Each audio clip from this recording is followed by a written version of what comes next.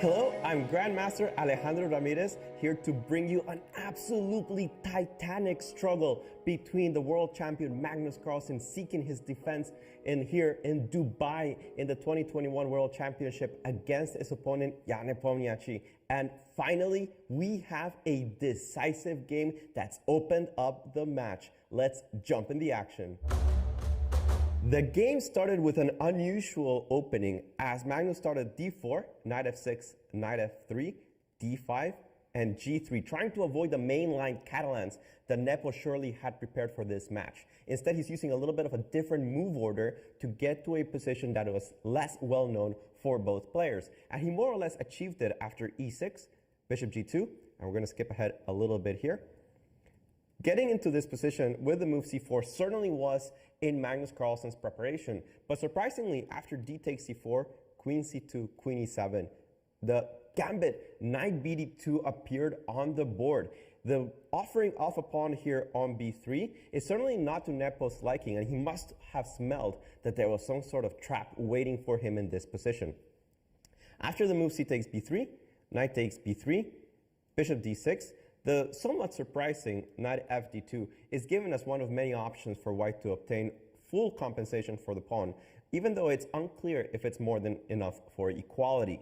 Anyway, Nepo was in no mood to be defending a position from the get-go and does not go for the material. Instead, he simply develops his pieces and finds a very powerful resource. Knight c6, knight takes c4, and boom, b5. This is an excellently timed move that despite opening this powerful bishop from g2 on this diagonal, Black is fully equalizing this position. Now, Magnus by this point was down only 16 minutes from his original time of 2 hours, while Nepo had already spent more than half an hour to get to this position, but an excellent resource here by the Russian player.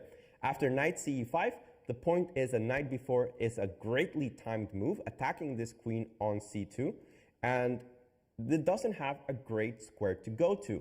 The queen on c2, it would like to go somewhere active, but it must go to b2, and that kind of blocks the bishop on c1. So an awkward move for white to play, but still the game goes on. Bishop b7, a3 is a good move, kicking out this annoying knight from b4. Nepo took a long time to reply in this position with the move knight c6 and knight d3. A reminder of a great player, Ulf Andersson from Sweden, that used to love these positions, absolutely love these positions. With a powerful knight on d3 and a symmetrical pawn structure, he was known as a player that could squeeze basically blood from stone. And in this kind of scenarios, Carlsen is trying to go back to his old style, where he was also able to create problems from almost insignificant advantages. In this particular position, the game changes a little bit. Bishop b6 and bishop g5. Not afraid of giving up the pair of bishops, knowing that this knight on d3 is going to be doing an excellent job for quite a while, and instead trying to eliminate this knight on f6 in order to shatter the structure on the king side. Of course, that's not going to be the end of the world for Jan Nepomniachtchi, but it is going to present him with a long-term problem with the pawn on the h-file, as it's going to be isolated from the rest of the structure, and we'll see why that's important later in the game. Rook fd8 was played. There was no good way of stopping bishop takes f6. Developing the rook is a good way to go. Bishop takes, g takes f6. It was possible to take with the queen, but there are some advantages to keeping them alive at the moment, especially because of tricks surrounding the square d4. So it is understandable to take with the pawn instead of the queen. Rook fd8, bishop takes, g takes, rook ac1, and I like this idea. Normally, you don't want to trade pieces when you have the pair of bishops, especially you don't want to trade the bishops. But in this case, it really releases a lot of the tension, and the dark squared bishop will be just as powerful as the strong knight on d3 because it controls a lot of the board. That being said, the bishop can be restricted pretty easily, and we're going to see how Carlsen does that. Knight d4, knight takes d4, bishop takes d4, hitting again the queen on b2 that has to go to an even more awkward square. Queen a2, bishop takes g2, king takes g2, queen b7 check, king g1, queen e4. And this is an excellent moment to take stock of the position. You can see that the queen on e4 and the bishop on d4 are basically controlling the center. And because of that, they can hide Black's weaknesses. It's very difficult to get a hold of the pawn on f6. It's very difficult to get a hold of the pawn on h7. And even though the pawn on b5 allows a move like knight c5 in the future, in this particular position, it's going to be very, very difficult to prove an advantage for white. Still, queen c2 was played. a5, moving this pawn forward in order to harass these pawns on a3 and b3 later. Rook fd1, a very solid move, king g7. Rook d2. And you can see that both sides are more or less solidifying their position. The king on g7, the rook on d2 is ready to defend the pawn on e2, maybe allow the queen to go to d1, and maybe at some point play e3. Now, white wants to put all of his pawns on dark squares on the king side in order to restrict the bishop on d4. On the queen side, he's going to be a little bit worried if the pawn on a3 remains on a dark square, and that's the reason that Nepomniachtchi felt that he had the opportunity to play the following move. Rook ac8. This is a good move, but it changes the character of the position entirely. Now, it was also not a necessary move. It was possible for Nepo to keep dynamic equality with a move like a4 or just any move basically that did not force off the queen for the two rooks. So after rook c8, the Russian player offers the two rooks for the queen, and Carlsen says, all right, I accept. Queen takes c8, rook takes c8, rook takes c8, and we're going into a fight. Two rooks are normally a little bit stronger than the queen. However, in this particular position, black has compensation for it. The queen is returning to d5, and it's able to hit this pawn on b3. And that's exactly what he does immediately. Queen d5, b4, a4, and the move that we were talking about earlier, e3, restricting this bishop on d4. It doesn't have too many squares. Bishop e5 was a good move. h4, and here, a surprising move by the challenger, which really comes back to haunt him later. He plays the move h5, which in my opinion was slightly unnecessary. And in this particular moment, it might seem that the pawn on h5 is difficult to reach, but you can also see that in the future, this rook on c5 might come down on this rank to harass it. And you can imagine also that the knight can transfer to f4 to attack the pawn that will need constant attention because there are no pawns next to it to defend it. King h2 was played, and here both players were starting to get in some time pressure, but especially Magnus, down to 3 minutes with still 9 moves to play for the first time control. After the move bishop b2, this move was a blunder, but a difficult one to explain when you only have 3 minutes to think about it. Rook c5 was played, which is an excellent move, queen d6, and here Magnus missed his first chance to really win the game. It was a computer suggestion that many commentators that were not using engines rightfully missed because it is pretty insane. The idea is to play rook cc2, attack this bishop, which doesn't have too many squares, and after bishop takes a3, which was of course Nepo's point, not try to trap the bishop because he can always escape via bishop takes b4, but instead completely ignore the queen side. Knight f4, queen takes b4, and the cool move, rook d7, after which it's impossible for black to defend the f7 pawn.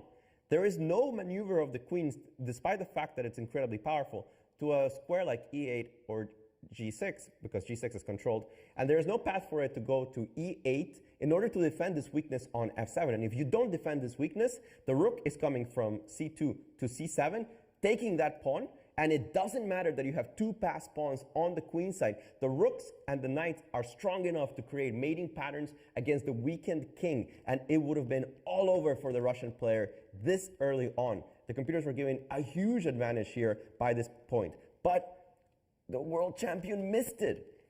After the move queen d6, he instead played the more sane move rook d1, but this flipped the evaluation entirely.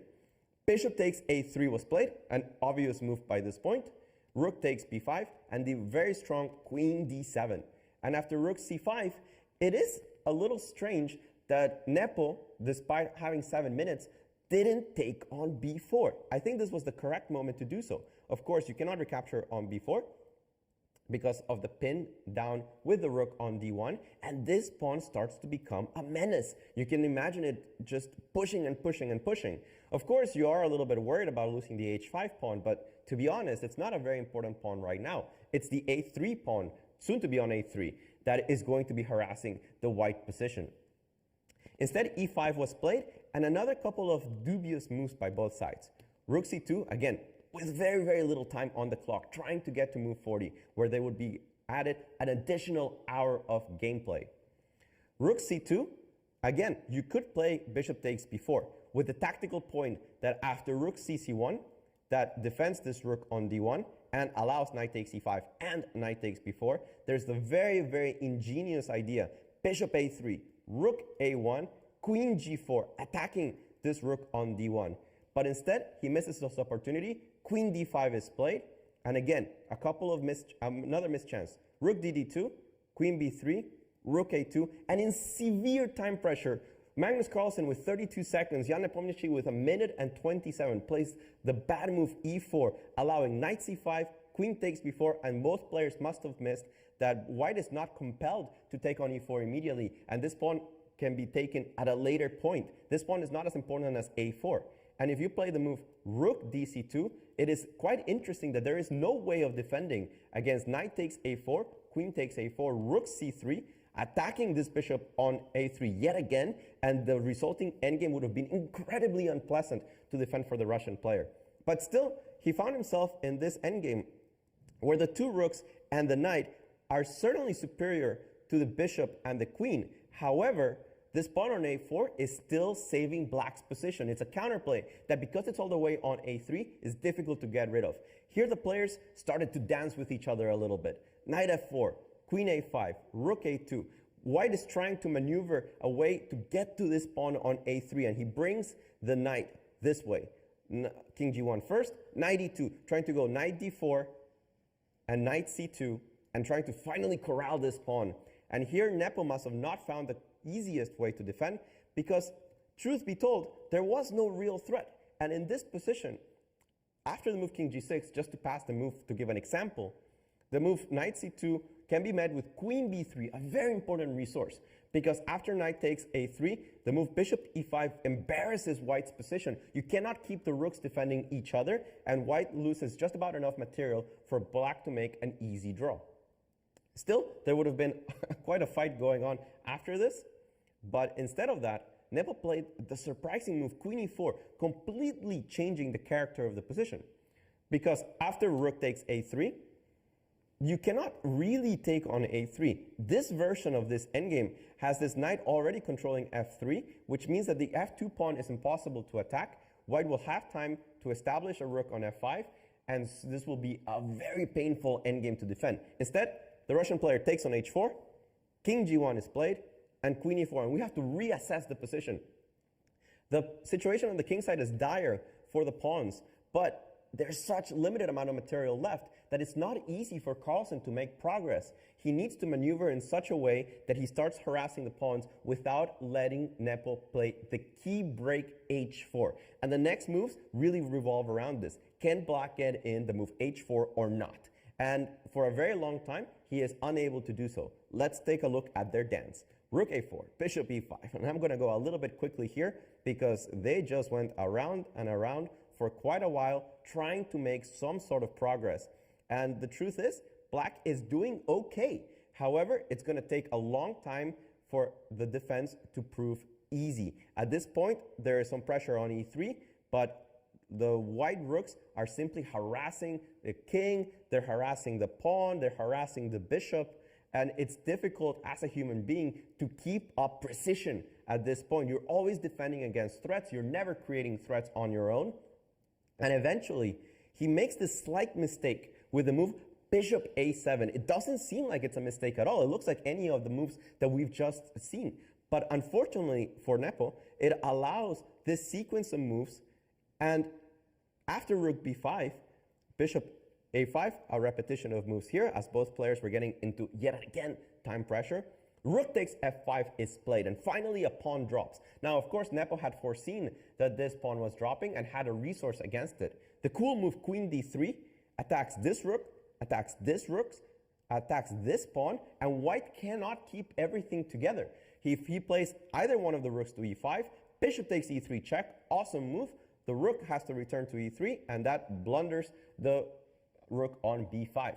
Therefore, Magnus's idea was none of this. Rook takes f7 check. Instead, let me take that pawn, sacrifice the exchange. King takes f7, rook b7 check, king g6, Rook takes a7. And again, we have to reassess the situation. The things have changed. There are no more pawns for black almost at the king side, but white has a simple idea. If he can get these two guys rolling, he will win the game. But it's incredibly difficult to do so. The queen on d3 is defending e4. The knight on e2 wants an active role, but it also needs to defend the king on f2 from perpetual checks. Meanwhile, it is unclear where the rook on a7 has to go, and yet again, they start to tango. Queen d5, rook a6 check. And I have to go very quickly through this because there is no real progress being made. It is just a shuffling of the pieces, Magnus probing over and over again out his opponent. And of course, since we are past move 60, remember that they get another 30 seconds per move. And this is important for Magnus to accumulate his time, try to push his pawns. And you can see what he's trying to do. He's trying to put his rook in a way that e4 is playable. And Jan says, no, no, no, you cannot do that. I'm going to put my queen on b6, pin you down on the diagonal. You cannot make progress. But slowly, Magnus goes around and goes around and goes around, trying to force black into some sort of mistake, and I think it definitely happens in the position that I'm about to show. Finally, after many moves of maneuvering, Carlsen is able to get in the move e4. Does this win? No, but it makes black's life much harder because at this point, with the move e4 in, he has the realistic chance of putting pawns on e5 and f5 and keep pushing them forward. Queen h1 was played, rook d7 check, king g8, and this was the first moment when h4 was played that the engines had a full understanding of the position because now they didn't have to think about it. They have a table base, and for those that don't know what a table base is, that means that the computers know exactly every variation and every possibility from this position because it has been simplified enough. They just have it on a hard drive. They don't have to think anymore, and they were saying it's a draw. But from practical point of view, white has a clear plan. Push the pawns and promote them, and it's not easy for black to stop it, not in a practical game. Rook d3 was played, and here you can see the dance. Carlsen trying to hide away the king from checks, and it's not easy for Jan to keep the balance. He wants to keep checking the king, but the queen cannot transfer from one side to the other. They dance a little bit, check, check, check. Queen b7, rook d2, queen b3, rook d5. You can see that white isn't making any immediate progress, but he's probing his opponent, and he finally moves the pawn to e5. Queen a2 check, king h3, and here is the moment. It's difficult to explain without an engine why this move works as opposed to any others. These are the particular endgames that humans are really bad at compared to computers because they know the solution. But for some reason, queen c2 and queen b1 keep the draw. But queen e6 actually loses the game. The queen becomes a little bit stuck. It should be behind the pawns, not in front of the pawns. But after a titanic struggle of 8 hours, Nepo makes the huge mistake of the game and perhaps the match. Queen e6, king h4, and here after queen h6, knight h5, this queen is dominated. It looks like a Kasparian puzzle. The queen simply doesn't have the power to stop this pawn from promoting. And the last important move, queen h7, e6. Awesome. The knight is indirectly defending this rook because knight g5 check will come, knight g7 check will come and pick up the queen, and it's all over. You can see the relief on Magnus Carlsen's face as he knew this titanic struggle was coming to an end, a victory for him. He pushes the pawn to e6, and it is unstoppable. The power of the rook and the knight will be too much for black to handle. After the move queen g6, another excellent move, rook f7, and it was all over certainly. Queen takes e6 cannot be played because knight g7 check, king takes f7, knight takes e6, king takes e6, and king g5 leads to a very basic one pawn endgame for white. So instead, Nepo tried the move king d8, but after f5, queen g1, knight g7 cemented the win. e7 check is coming, followed by the promotion of the pawn finally. And if black tries to play the move queen h1 and harass the king, it's simply going to zigzag to its position on g8, after which the queen cannot reach it anymore. This was an unbelievable fight from both players. Certainly both missed chances, but Magnus was a little bit more patient than his opponent, and that gave him the victory. The longest game in World Championship match history, with a blistering 136 moves that kept the entire audience around the world glued to their seats, seeing if Magnus could convert his small advantage, and he certainly could. This has opened up the match, and it is on young Nepomniachtchi to come back with the white pieces to see if he can level up the score tomorrow.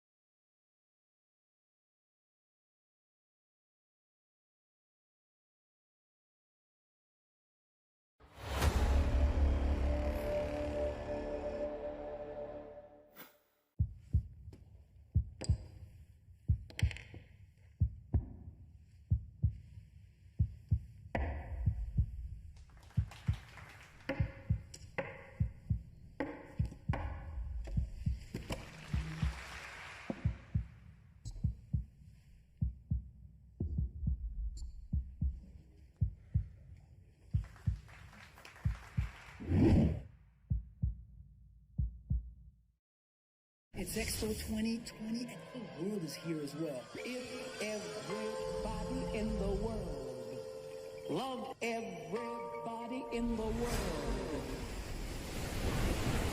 what a glorious world this could be. It's the culture, the music, the artwork. It's the people.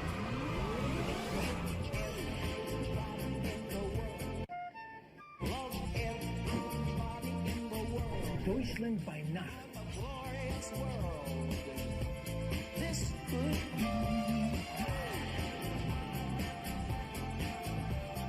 I was just looking for myself, and then Expo came, and it makes me emotional. Come on and join us. A new world has just begun, and it's right here at Expo.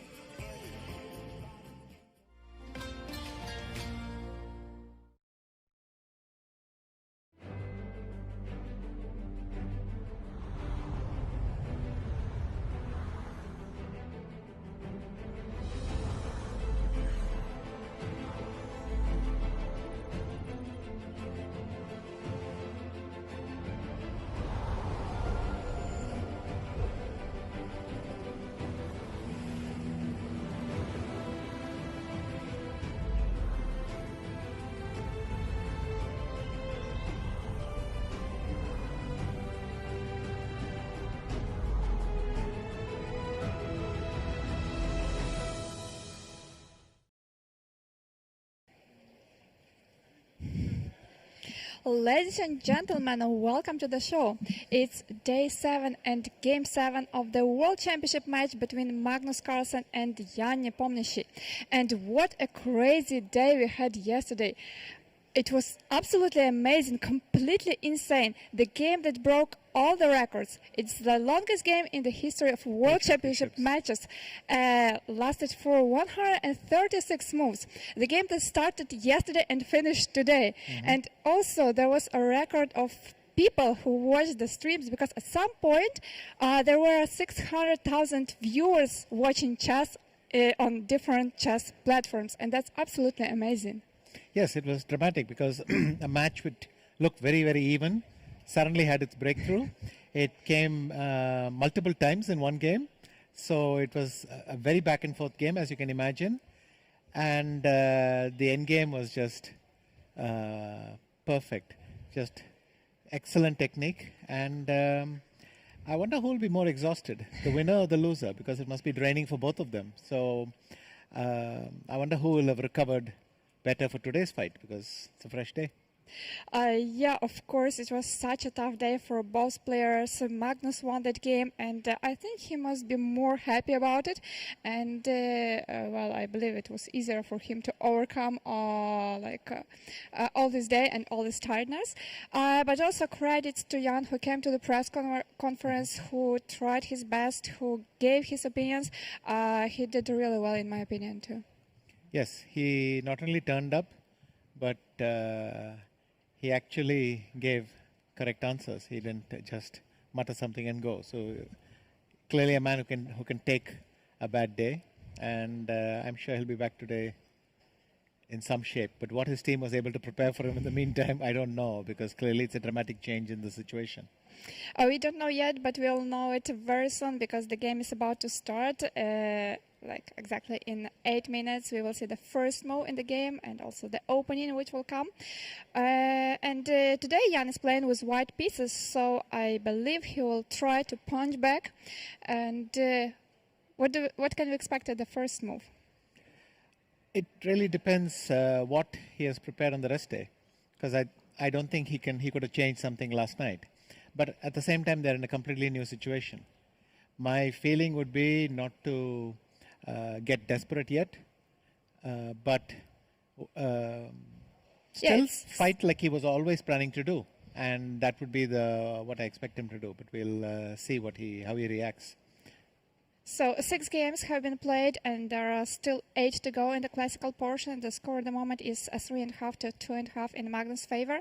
But today we will just read the middle of the classical format, and well, there are still many games to go, as you pointed out. It's only the halfway point, and they have a lot of games left to play. I'm simply guessing that because they've had no time to rework, probably they had no time for anything. That's right. They probably woke up late and came straight to the game. Probably E4 today. Actually, I'm also expecting E4. I think E4 will be played, and something after E4, E5. Well, Magnus will likely go for E5. But Magnus was struggling quite a lot in his last Blacks game. Yes, but at the same time, I don't see him repeating that setup. So it depends what else he can come up with. He doesn't seem to have decided what he wants to play with black, what he's aiming for exactly. So he's probing everywhere, but it's important for him not to lose the plot today, because it's easy to be euphoric, but especially when the previous game was played today, then you have even less time to recover. He knows all this, but I wonder if he'll fully digest the change situation, because everyone gets very excited when the result suddenly becomes very favorable for you. Yeah, of course, you feel more relieved finally. Like, you won the game, and even if something bad happens and you lose the game, then the score is even. It's not like you are losing the match. That's right. And that's important. Yeah, and we have the tendency that Magnus is trying to surprise Jan first in basically every game we have seen so far. But sometimes it goes well, and sometimes it actually didn't work so well. For example, like the last game, where Jan played with white pieces and Magnus played with black pieces, and this anti-marshal was a 4 b8. Magnus didn't manage to fully equalize. So maybe we will see another 8 move a4 again in the anti-marshal. Yes, I don't see any reason to change from A4, but for me, just going on pressing in the same thing also, I always feel I'm going to run out of ideas at some point. And repeating the anti-marshal, I think it's a good idea today, but probably not in game 9. But let's see how it goes today. Here I have the view from the playing hall. We can also see that some of the viewers are already there. The other spectators will join perhaps a little bit later when the game starts. Because yesterday, even when it was 12, like midnight, there were still about 50 people in the playing hall. So yes, that's amazing. who could believe that? Who could leave at that point? It was such drama that you had to find out how it finished. I think if you had left, it should be before 10. After 10, it was impossible to leave, because Yeah, such drama. It was fantastic yesterday.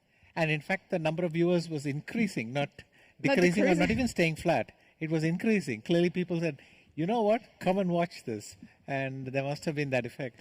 But it was also very good timing because, for example, okay, for us it was 12, but for many of European countries it was 9 in the evening. So people came back after work and, oh, such a position, the World Championship match. Yes. And nothing is clear. Magnus is pressing. Will Jan manage to hold? And all these questions run in your head. So we are looking forward to the start of this game. Yes, and let's wait for Maurice. Maybe Magnus will beat him to the chair, but like yesterday. But maybe Maurice will get in first. Let's see what happens. Yesterday there was a funny moment.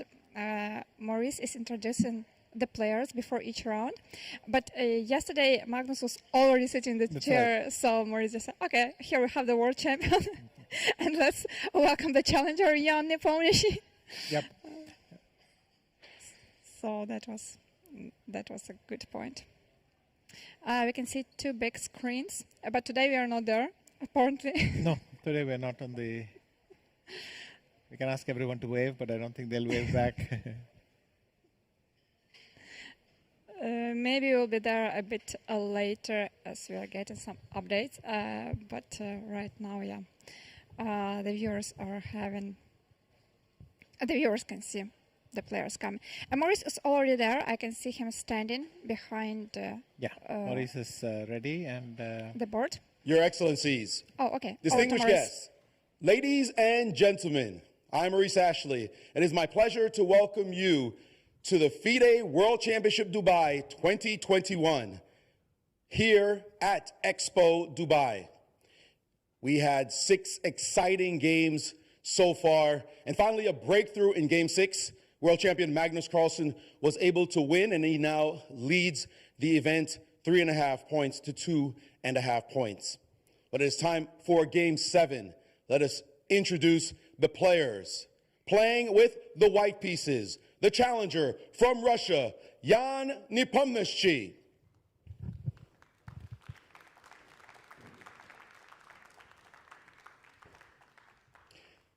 And with the black pieces, from Norway, the world champion, Magnus Carlsen.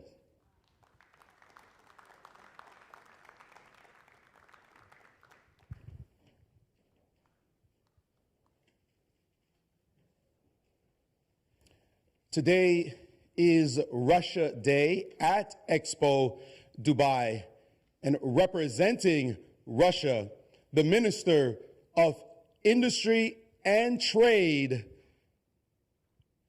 let me get this name right, Denis Mankurov. Excuse me, it is Denis Manturov. Is that correct? Thank you, sir. And the CEO of Fosagro, the sponsor of the FIDE World Championship 2021 Dubai, Andrei Guriev.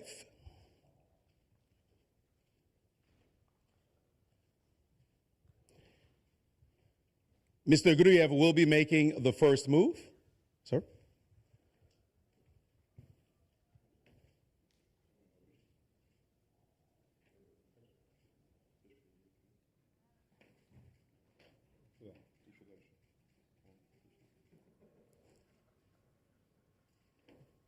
And with that, let the game begin.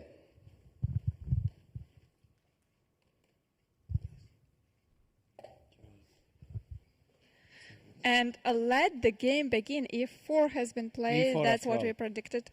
And it's also the first time, I think, that the move which was made by the guest was actually played in the game. Yes. No, maybe there was one more. I forget now. I think there was one more. Maybe Jan's first game? No, in the first game there was this... no, in the first game Dvorkovich played d4 and Jan played e4. Oh, okay. So then it's the first time. The first time. Once in a row. Okay, another Roy Lopez.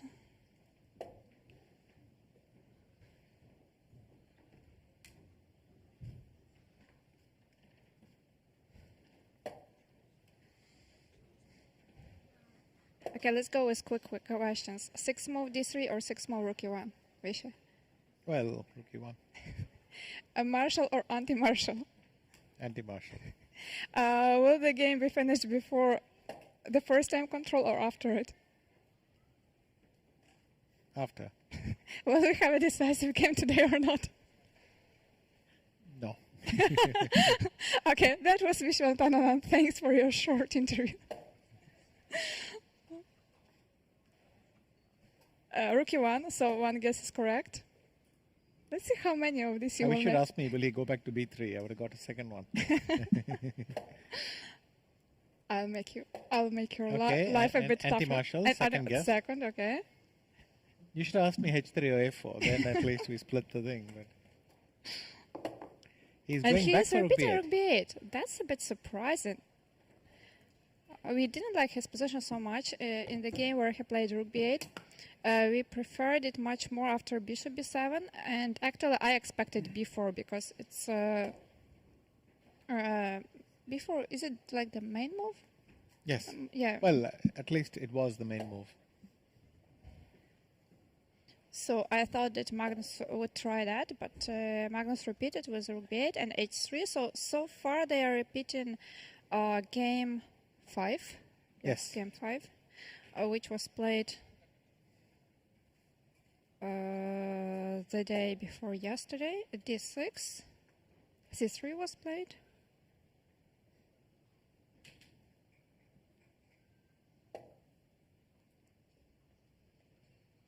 No, he started with c3. in that c3 game. then, yes. So b4, d3, so that is a deviation. And it was Jan who first deviated. Okay, let's see what will happen.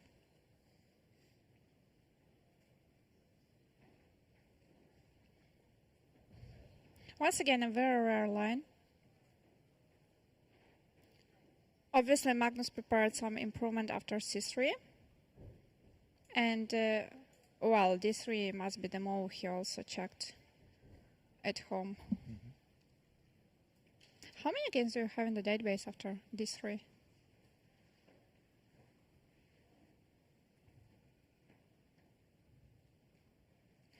Oh, no. Better we don't do that. Yes. Is it just this one? Yes. So, Only 6? yeah. That's basically nothing. Okay, maybe if we have, if we add some computer games, some correspondence games, then of course there are more. But what we can see here, we have only 6 games. I don't think computers even play these positions. And Leonard is writing that nobody over 2600 played it. So no games with players over 2600 in this position. Let's go back one move and see what was the situation here. How many people? How many times is d3? Okay, maybe a bit better, but not that much better. Okay, I would expect 50. Maybe you can press on the move. No, up over there, yeah. No, you can't do that? No. Okay. So we've gotten to d3.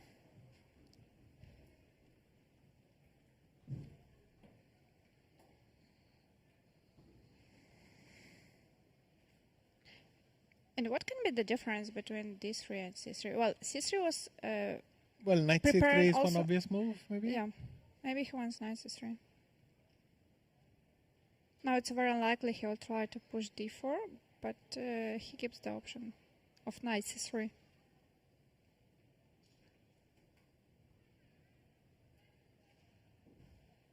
And I think it's good that Jan didn't went for something like something really sharp, really complicated, because it could end up badly.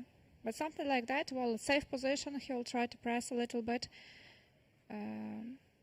Well, he's sticking to his plan. And if you keep doing that consistently, that could be something. Let's see. Okay, hit 6. A very useful move in these setups. Stopping bishop g5, stopping knight g5. But now wanna we have play more rook e8. games. It's already 10 games, and I'm wondering where the extra games came from. maybe a4, ab5 happened later in some Or positions. a4 would be d3 first, h6, and then ab5, ab5. Yes, when you're preparing the line, and when you think there are no games, sometimes, maybe if you make one more move, there is some transposition. Yeah. So be patient with that, and try to check every time, like after each move, you want to see if there are games or not. Because maybe you're just missing some transposition, and it may be transposition to actually a very famous position. Photographers are leaving. So it's like after the first 5 minutes.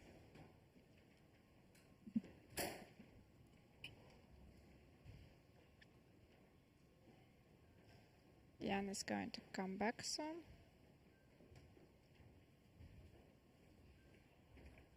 If he plays knight c3, it will be logical. Yes. After knight c3, I could play knight b4 maybe. Which fights for the square a bit.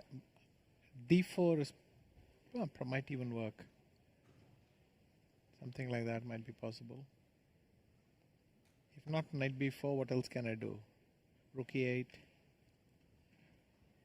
bishop e6, or bishop d7 and rook a8, or something along these lines. But anyway, head 6. If bishop e6, now there is knight d5. Yeah.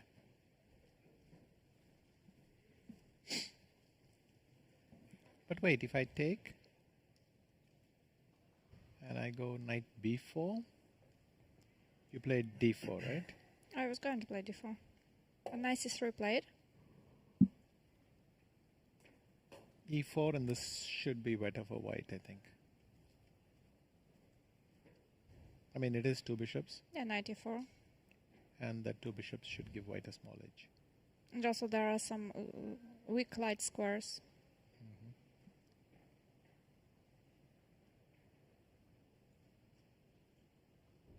Moreover, if black wanted to play bishop e6, black could play it before h6.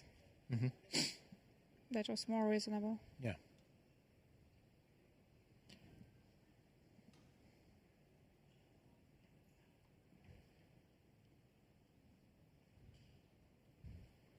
So maybe now something like knight d4. If I take Take.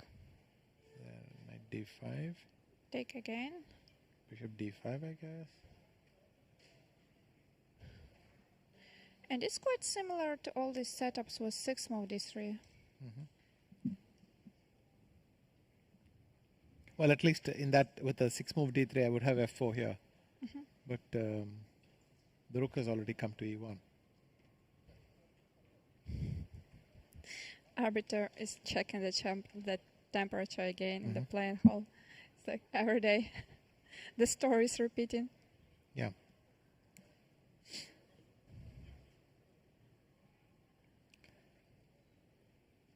Somehow knight d4 doesn't feel like the right move to me.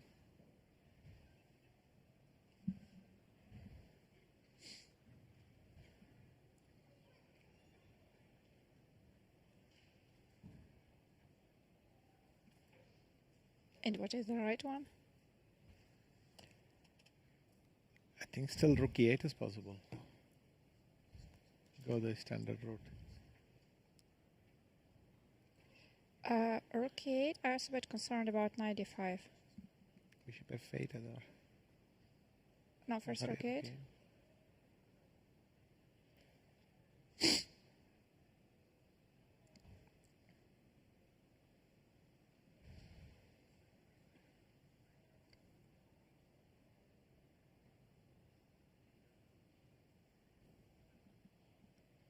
So on the next move, are you going to take on d5?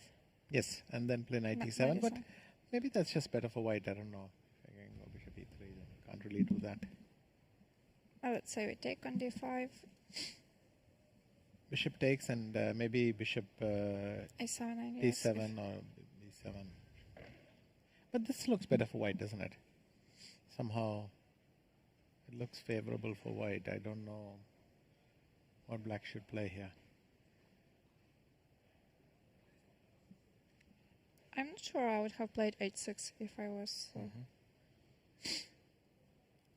knight c3 has happened. on that position.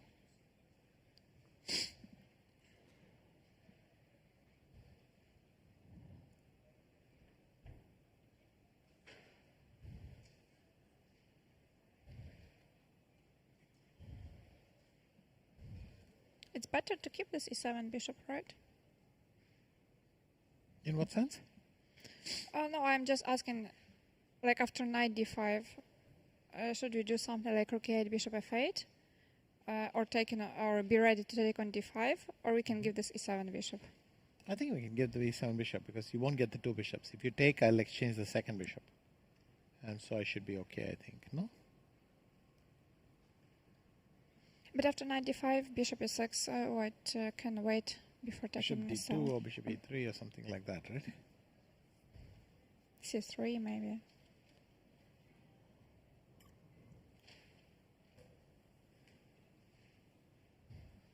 What about rook 8, knight d5, yeah? What if I take now? Pawn or bishop?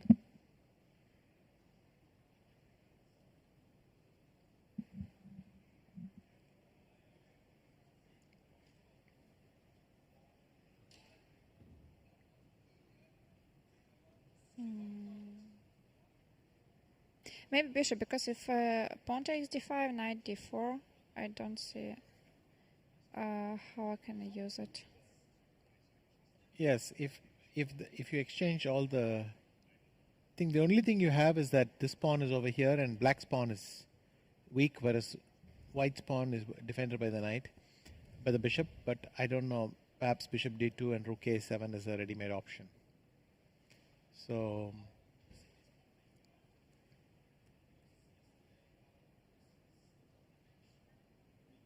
anyway, the current position is knight c3.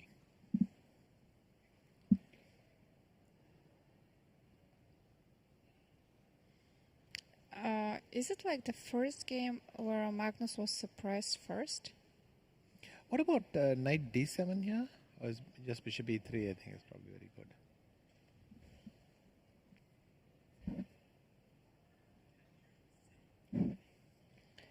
Why not knight d5 there? It's possible as well, actually. Knight c5, bishop a2. Yeah. And then we may play, I don't know, c3, d4.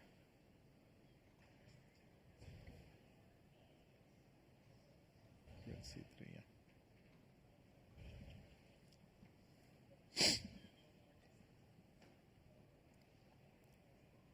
White has a bit better control over the center.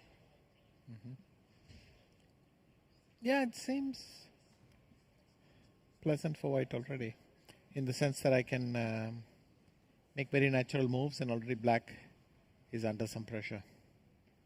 What about b4? But then you just go knight e2, right?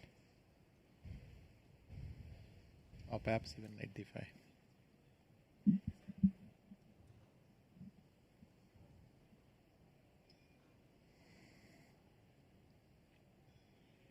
Yeah, maybe there is no need to play before immediately.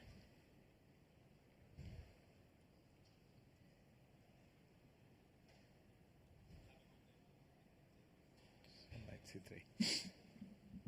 And we are wondering what Carlsen will play. What did you have in mind against rook e8? Knight We d5? discussed knight d5 and then... And we didn't finish this move. What should we do here? Bishop e3 was it? Oh.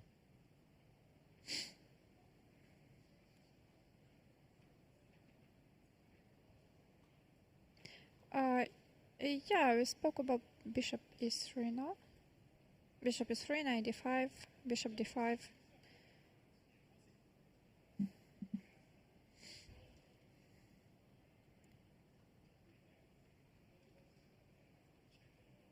Yeah.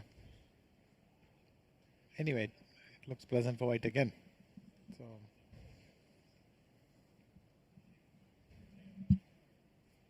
maybe here and I cannot move my knight, because if I move Bishop my knight, A7. then bishop a7. I was even trying to Traps the rook in a way. trap the bishop on b8, but I couldn't make it work. Yes, well, you can take, go to f4. I go bishop a7 to run away. And there's some c5? Yes. So I'm wondering if I should play rook c7, but the rook a7, but then bishop h3 is probably good. Because of bishop h3.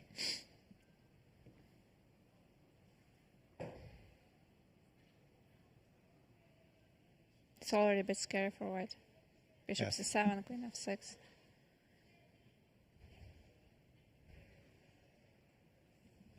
So, I mean, not really, I think. Maybe queen c8 or something to come here. Yeah, that was my second idea. Queen c8 or queen d7 even. Yeah. Queen f6, maybe g3, I don't know. But this doesn't look very... I think white Bishop can come back g4. bishop a7 if he wants, so there is no need for this. Of course, some issues with counterplay. Black will play rook e6, g6, and give white some problems, but I don't see anything terrible. I'm a bit worried for white here, but maybe with a precise play, you just parallel the counterplay, and that's it. You just exchange Yeah. up. And if white doesn't want to enter all these complications, it's possible just to go back somewhere with the bishop without playing bishop a7. Yeah.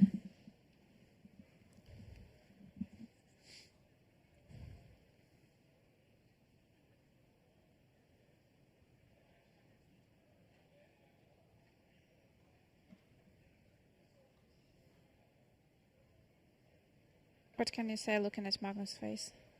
Is he satisfied with the outcome of the opening? He has to be. I mean, could they have missed d3 in their preparation? It's hard to believe, no? And he played h6 also very quickly.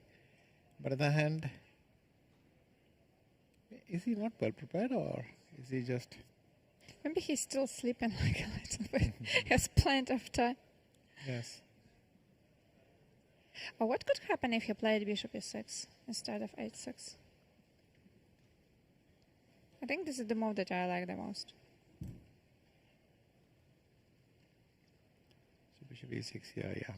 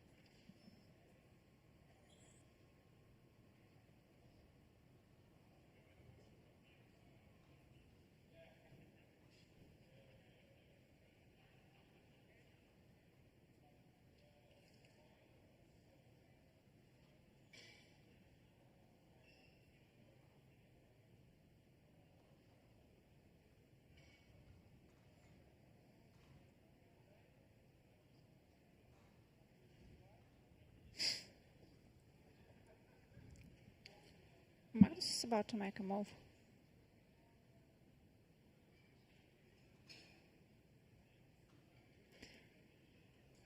Okay, maybe let's go back to h6, the move that has been played. And Nice is history. This is the current position. And we considered many options, but somehow I feel like white is a bit better after knight e3. Yeah, I agree. I And don't after really knight understand e6, what after he likes bishop about it. e6, I thought black was okay. Well, it leads to this typical double pawn position. But okay, he has gone Okay. rook e8. Okay, it's always good to see some move. It's like, Yeah. okay, now let's go on from there.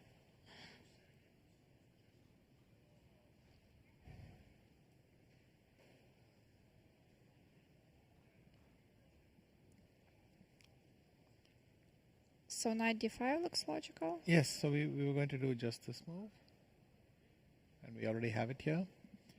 And what can happen now?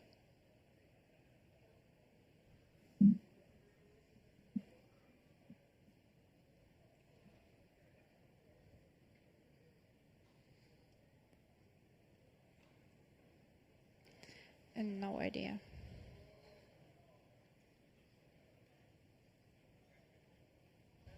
Well, bishop f8. And we thought, what, bishop e3? This is what we were analyzing.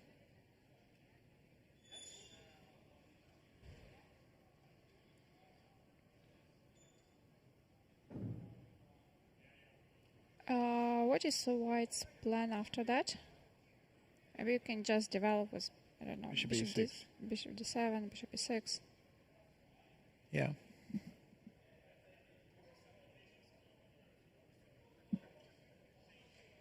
Well, that may be the disadvantage of bishop e3, but I don't know what else I can do. Maybe c3.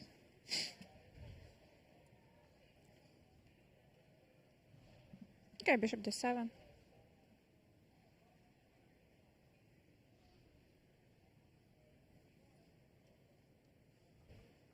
Maybe then g6, bishop d7, some useful moves to keep the tension in the center without trading the knights.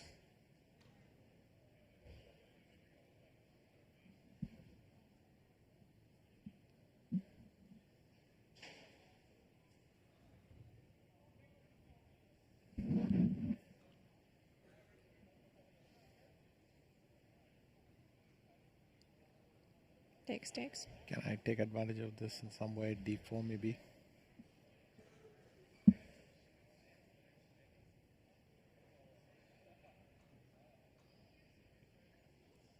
Okay, we can make it more interesting with g5 to have some fun. Yeah. Oh, let's try it. Because it was so dry. Yeah, but Let's have some I action. think, once again, my feeling is that white has got a very pleasant position to play, and it's black who will have to work slightly harder. So what I don't understand is why Magnus keeps going for this. But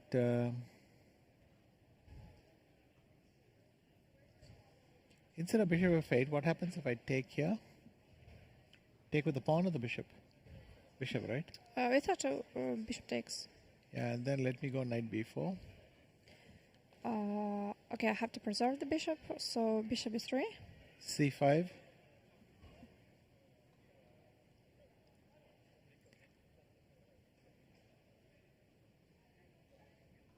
And if c3, I have two ideas. One is to take this. Queen takes d3, c4. But You're I think, only playing like Magnus, giving the pawn for some yeah, but I think there will compensation, not be enough compensation here. And second, I could go knight a6 actually. Because if knight c6, then bishop d5 is quite unpleasant, I think.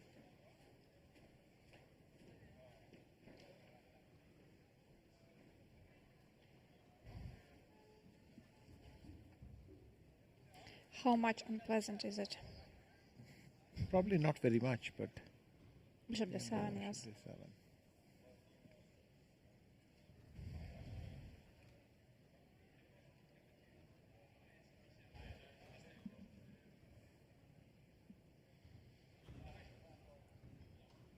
But maybe here knight g2, knight h2, sorry. So that we bring the queen out, or also the knight comes here and is ready to support the bishop. So And that now could we be an have idea. different arrows. Yes. Would you like some colored ones? So we can do the final leg in blue if you like. But I liked knight a6. I thought that was a reasonable, because bishop d5 I can play knight c7 now, and I don't see why you're much better. But you could of course play bishop d2, so that You don't close that thing with c3. I would assume it's a bit better for white. Maybe Yes. not that much, but I think it's just more or less pleasant. closer, yeah. How is it? This evaluation. I don't know. Rook e8. No, that you taught me. Which one? Clearly slightly better. Clearly, yeah. Clearly slightly better, yes.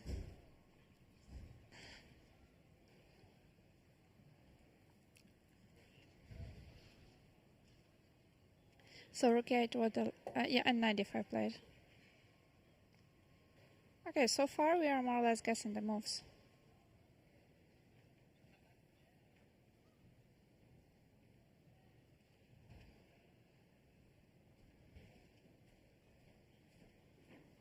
Magnus is back.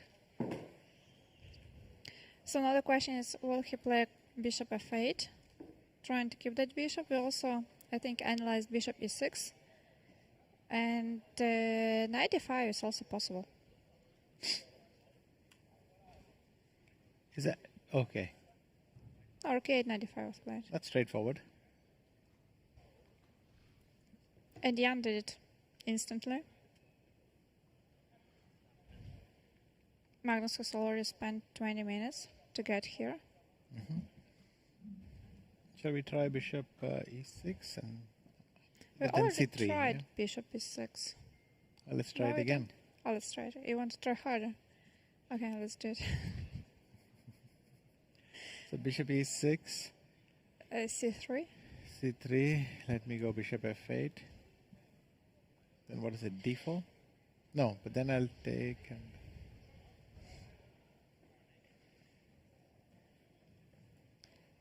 If I play,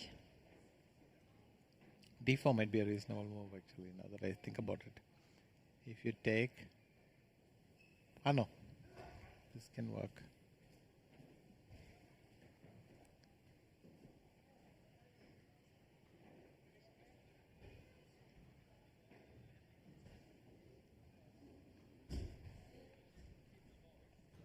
some idea with rook a6, bishop d5, it takes d5, knight e7. Capture, capture, knight e7.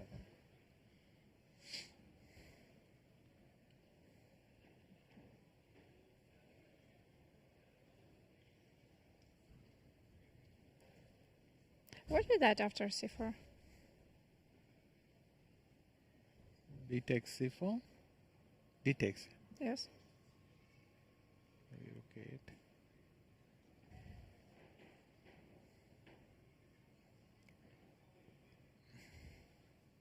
Alternately, knight d7.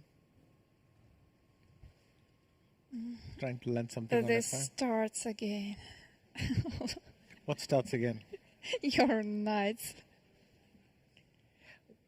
Well, what else do you want me to do here? Just wait how I will, develop my initiative. Yeah, No? sure. Develop your initiative.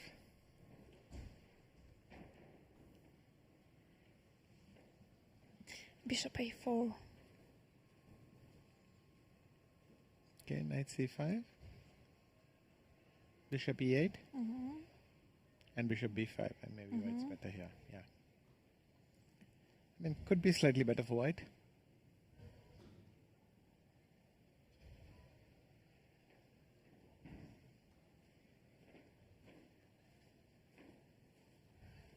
No, here I definitely prefer white.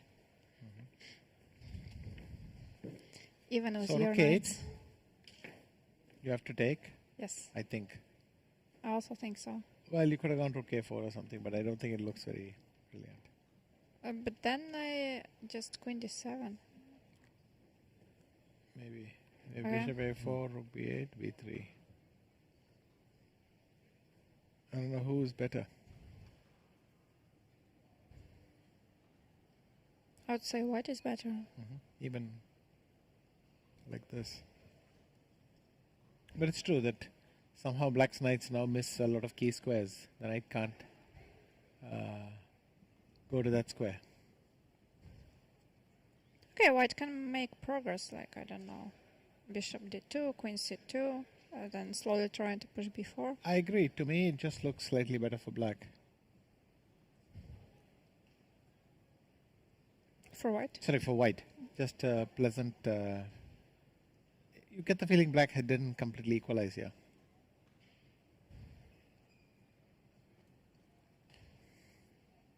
And which feeling does Magnus have? Yeah. He's feeling that yesterday he had a long day. Yes.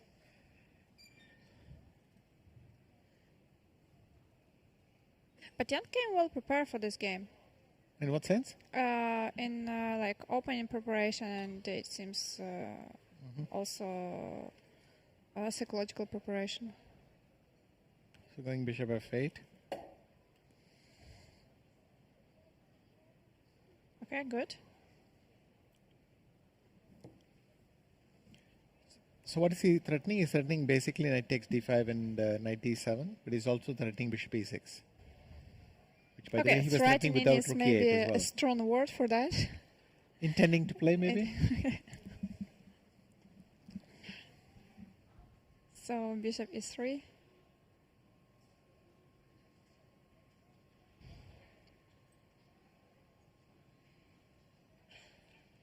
Oh my God, emergency alert. Magnus is not wearing his dark suit for a dark game, for a black game.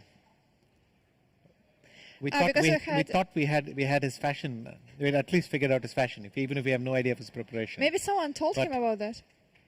That he already paid attention and now he can do whatever Okay, now he has to try something else.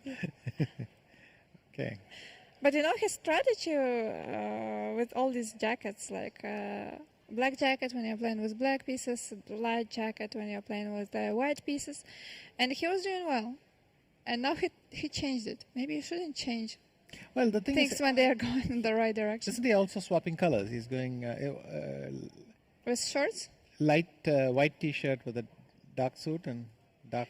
No, with the shorts, it was not. I think it was different. Mm-hmm.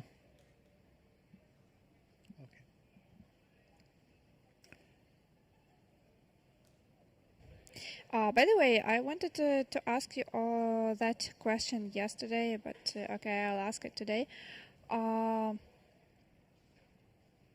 Players in the press conference, they said that they would analyze the game like for a bit. But when I listened to Caruana's interview, I believe you also saw it, he said that he did quite a good job before the match. But then after the match, he didn't even check any of the games. And I was so surprised to hear that. Did you do the same, or you actually analyzed all the games from all your matches? No, I didn't analyze all the games from all my matches. I mean, we had trivial analysis, but I mean the kind of summary after the game and so on. But I never returned to these games and studied them in great depth. I just didn't do it. Even the matches you won? Even the matches I won. Oh.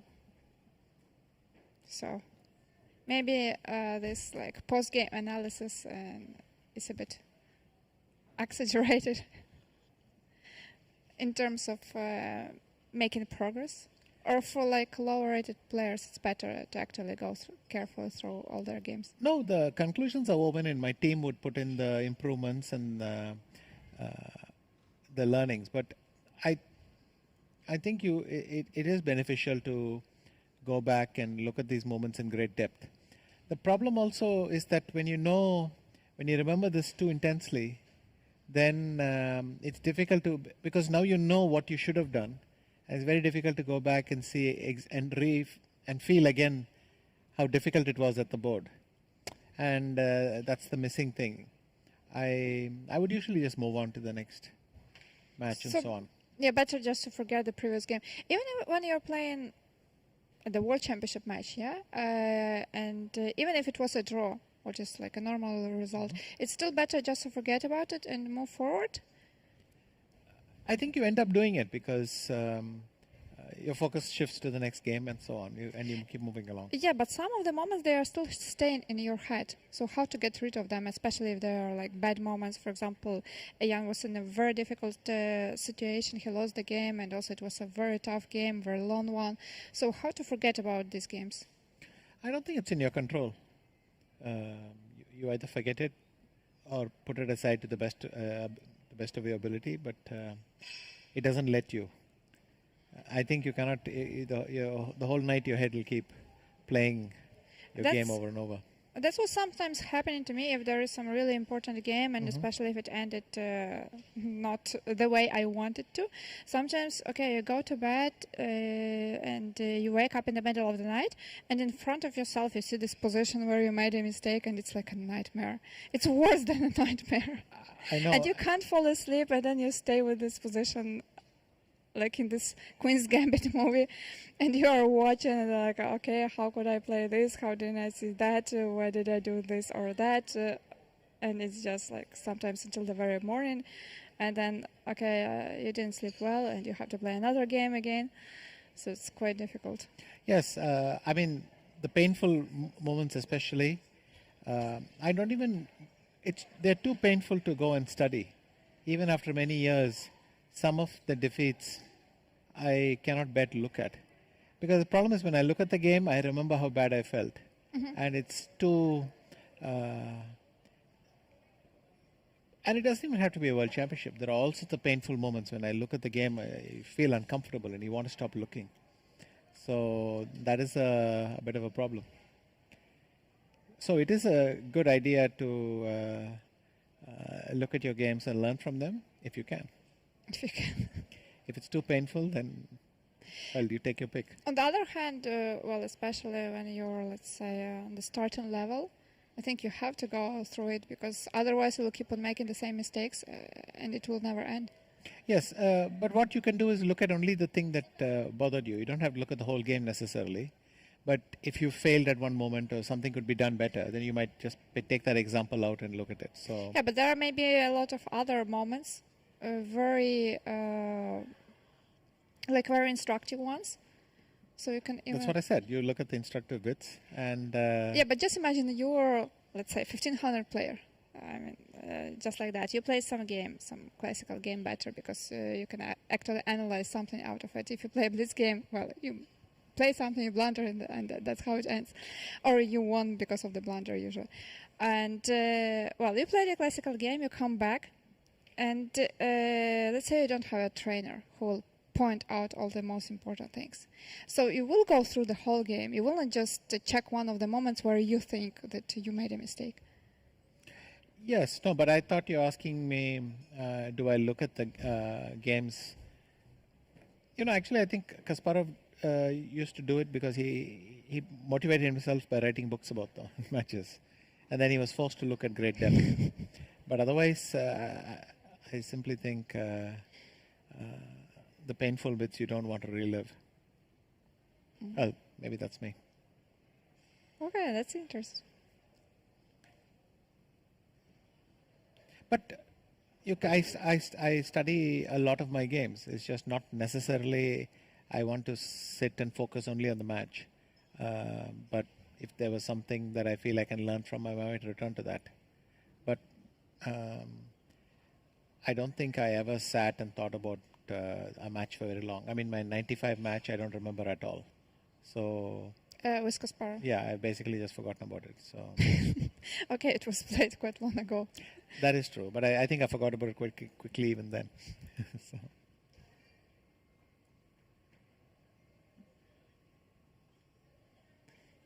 After Bishop A, F8, Jan started, I think. Okay, finally they are both out of the book. So, no engines, lines, nothing. Let's play chess.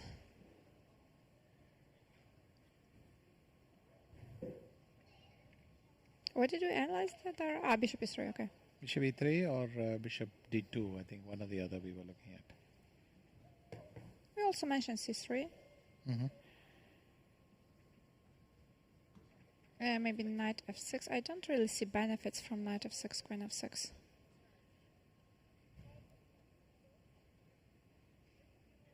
Unless you want to play g4.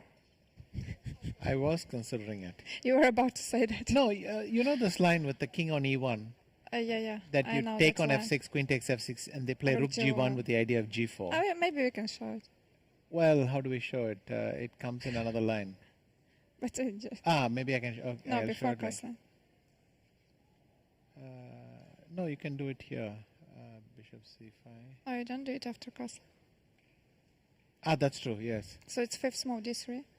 Yes. So it's d3, b5, bishop d3, Bishop c5. bishop Knight c5, c3, knights c3, h6, d6, or d6. Knight d5, knight d5, h6. h6, some C3. random move c3, and now And this then is it a big goes- mistake. Well, it's a mistake because you take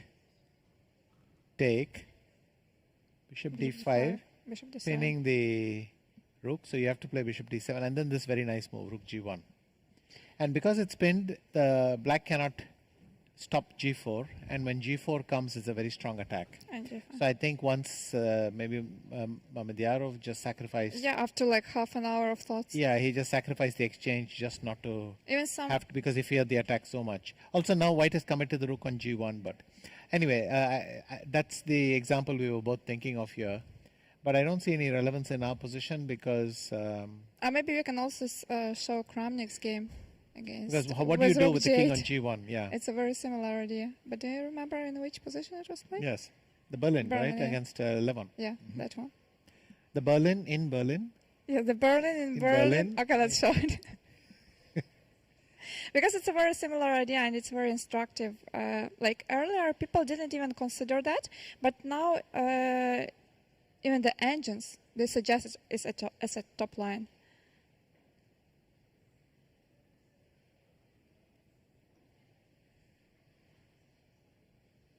So this is the game between Aranyan and Kramnik, played 2 or 3 years ago.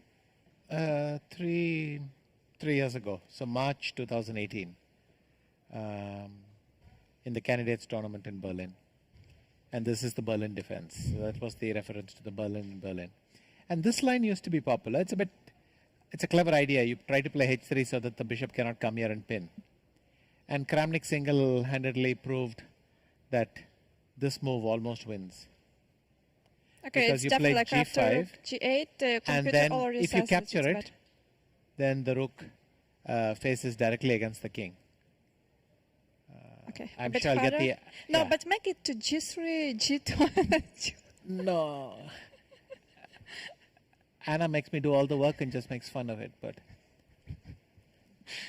It was new color. Yeah, It was new color. So this was a very good game by Kramnik, and the impression it made on everyone is, okay, I'm never playing h3 and castles at the same time again, if you've not castled as well. So very powerful game. Okay. And Kramnik won it very convincingly in less than 30 moves. And all this because Anna and me are trying to figure out whether you can play g4 here. But I remember, But like, no, you I don't can't. know how many So- games, when it was Jan's third game, yeah?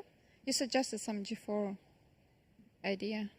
In which opening? This In- a4, bishop b7, d3, d6. Yes, there. Yeah, there I was trying to play knight e3 and g4, right?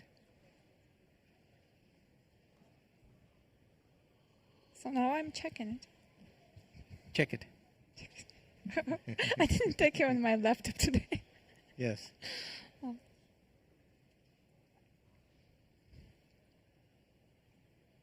We had so much fun, and Jan is still thinking.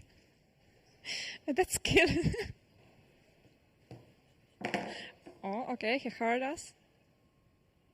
Knight f6. I didn't see how we can use that. If Queen not f6. g4.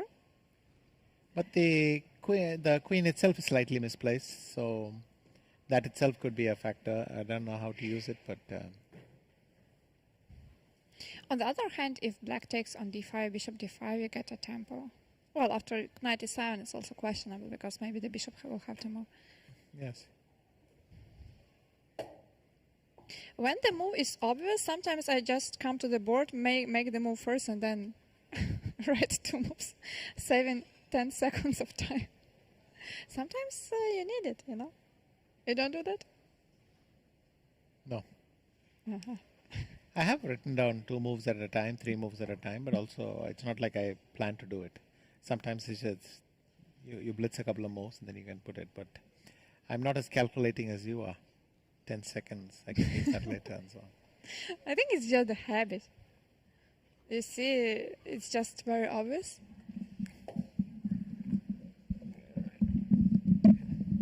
C3.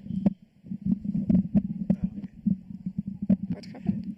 Grandmaster Ramesh wants to say something, but I don't know what he wanted to say. He has taken and gone C3. Okay.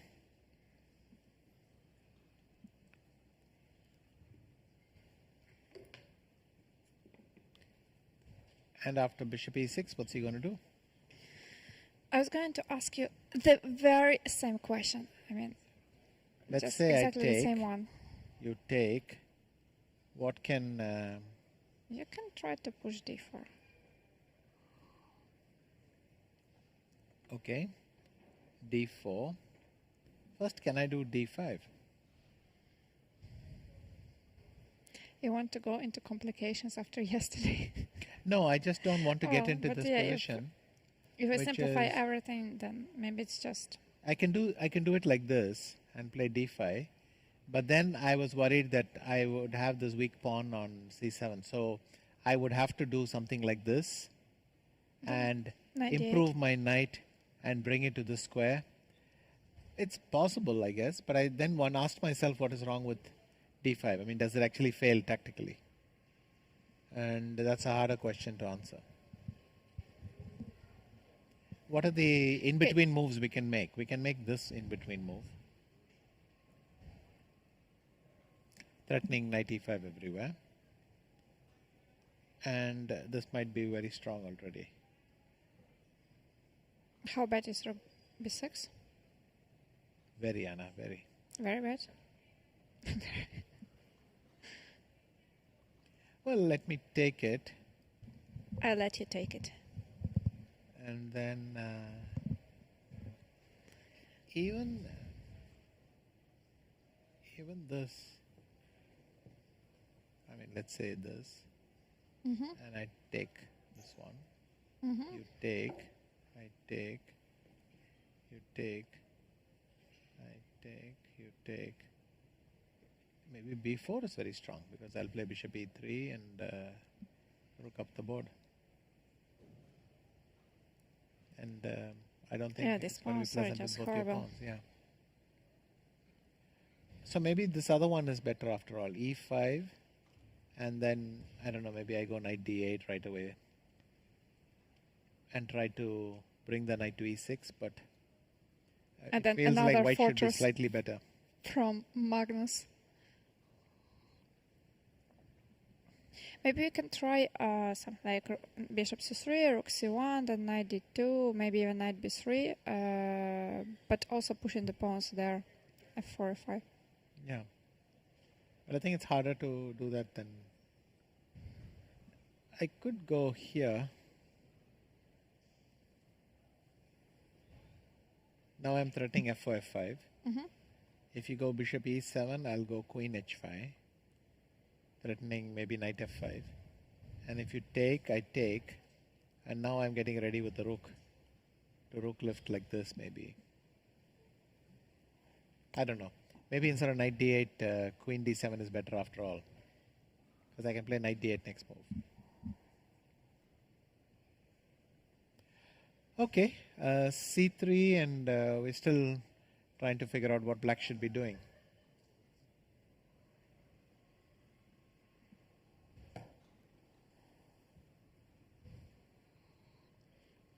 Can we try g6? Yeah. And if d4? Take. Take. Bishop g7 or what? I don't know, bishop g7, bishop e3. I was even wondering if I could start with e5, but maybe bishop e3 is simpler.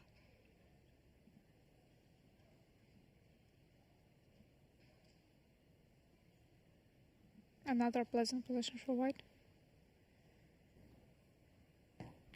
So we don't have time for g6.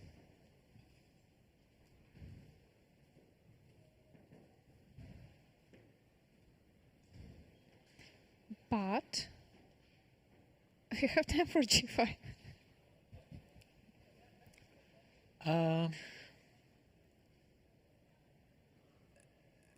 G5, knight h2, I would evaluate as resigns, but But you can continue. you can continue. Yeah, the problem is that the knight is coming to g4, e3, and then to f5 or d5. It's So- rotating too fast to a nice square. It's coming to Anna's favorite square where it can do multiple things. So No, actually, of course, I didn't want to play g5 here. sure.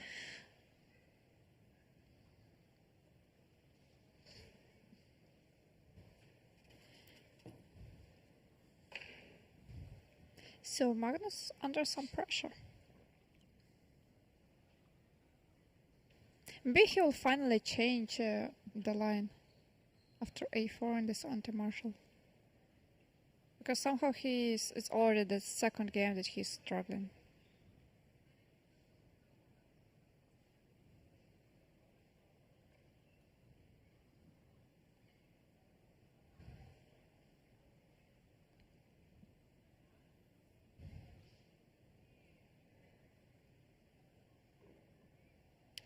What else can we do?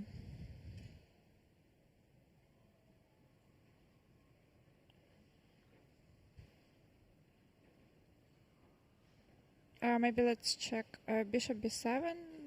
If d4 we take and knight b4.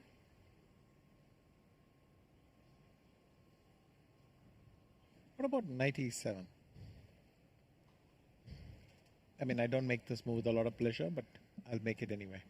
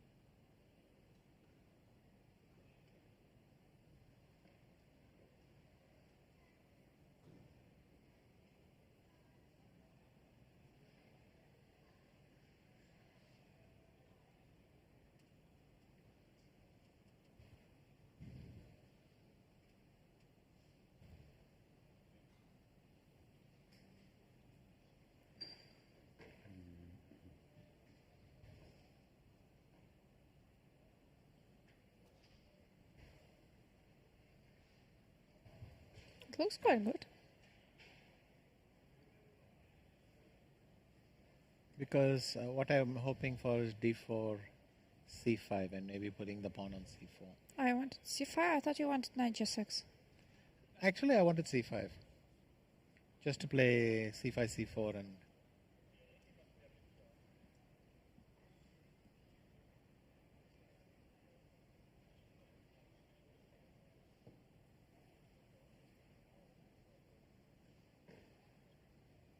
Yes, why not? But why knight g6 was bad? Or okay, not that bad. Just another it's pawn. not bad. It's just not my intention. But maybe it's. I thought rook a7, these kinds of moves, but I don't have anything convincing. Because rook a7, you can play bishop b7 or something, but it feels like black is just passive all over. Well, maybe the knight comes to f4 and it's not that passive anymore. Just remember the game Magnus had with knights on e8 and f8. That was passive. This is a very active position. Yes.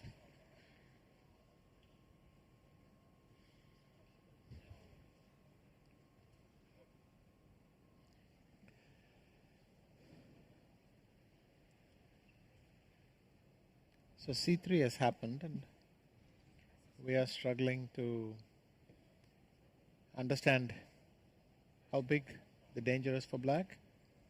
but also what plan black should go for.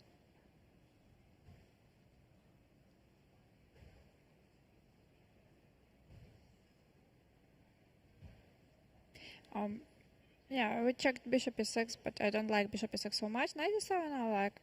Something similar with knight d8, knight e6. I don't really think so. I think it's better to do it with knight e7, knight e6.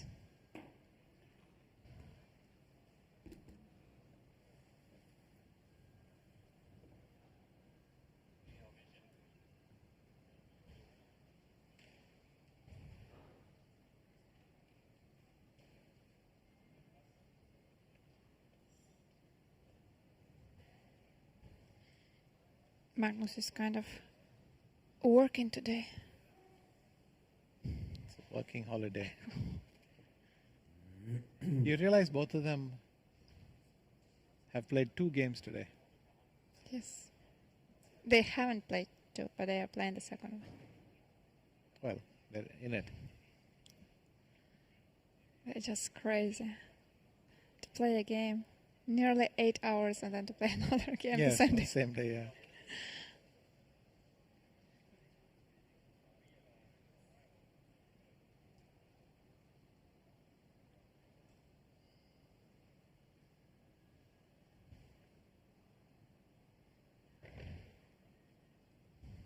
And Magnus doesn't look like the person who will make the move, who is going to make the move soon. Well, he, better than anyone, tries to be exact and precise. So he will try to come up with something.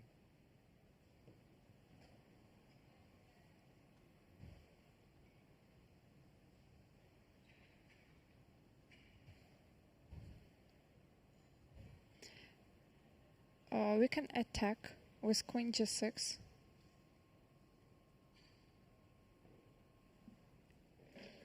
But then I will just What kick kind you of with attack? knight h4, right? Then I go back. And then I can go queen h5.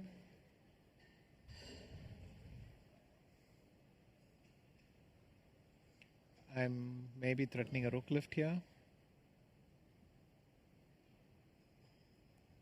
If I play bishop e6. You can indeed. Now there is no d4. No, I think you solved the d4 problem forever. But with my knight on h4 and my queen on h5, d4 is not happening. But rook e3, f3, rook e3, g3, who knows? Might be worth something.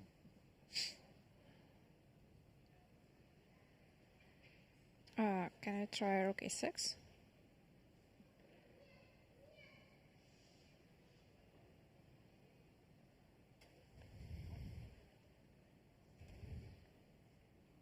No, now you could play g6. g6, Right? yeah. I mean, I could go rook g. No, rook g3 will lose me a piece, so I'll have to come back like this. Maybe that's not attractive. So bishop e6, rook e6. I can't play knight f5. I was waiting for it.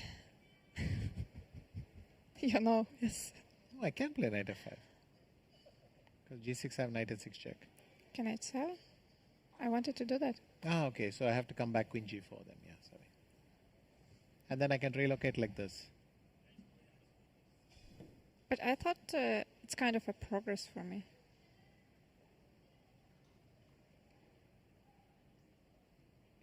h5, queen g3. Yes.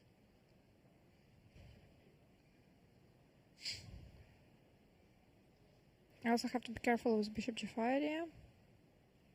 Oh no, Oh, you maybe. have lovely queen h8 move. Yes, I have this move. But how lovely is it here? I don't think it's so lovely to have the queen on h8 in this position. Maybe I had to keep the pawn on h6 and play king h7.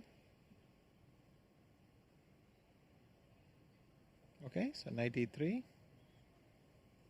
And now knight e7. But I agree, it's worse for black. Yeah, I if don't I know. play rook a7, then it's all your pieces are here. It's like your queen and rook Don't went make out the jokes. door, And then you lock the door behind them with knight e7, so they can't get back home. And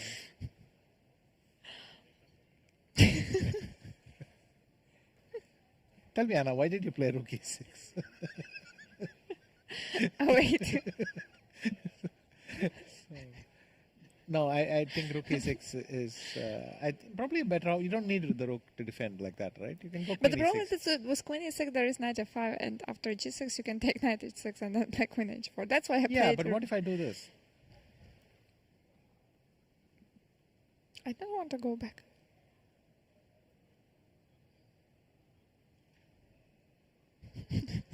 But here you can take. Yeah, so maybe this is doable for you. d5.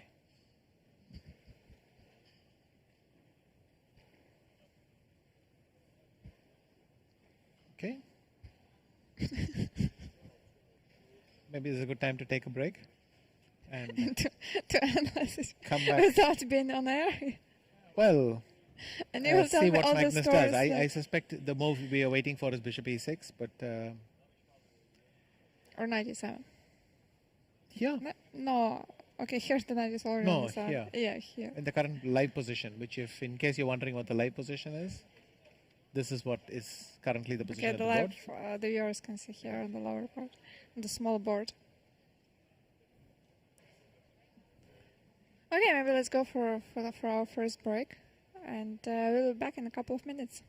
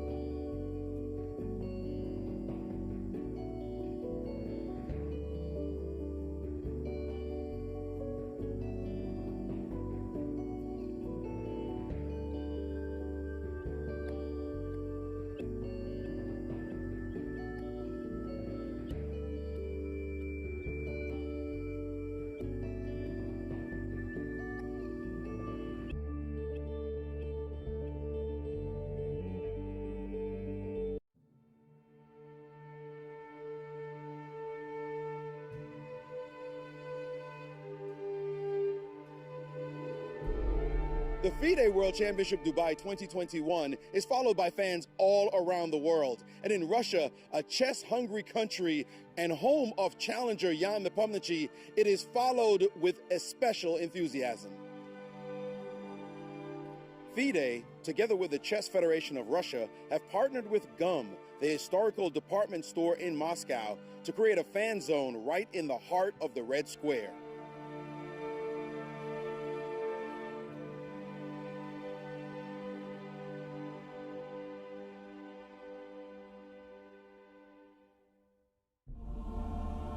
apart from enjoying expert commentary with a professional team led by women's Grandmaster Dina Belankaya and experienced Grandmaster Sergei Shipov in an open studio, the fans can also engage in many other activities, including side tournaments, classes, and casual blitz games.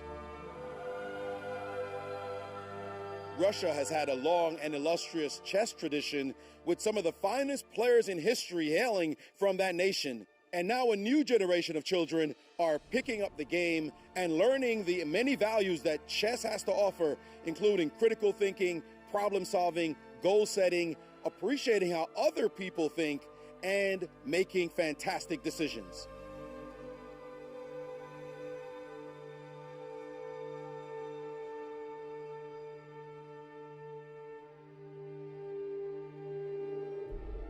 The fans will be following the match eagerly from Moscow, but now it's time to jump back to Magnus and Jan as the match in Dubai is heating up.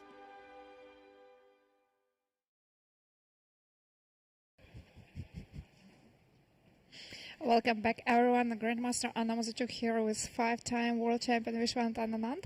And after the break, actually during the break, we could see that knight e7 was played, and just a couple of seconds ago, Jan played bishop e3, which I think is quite a decent move.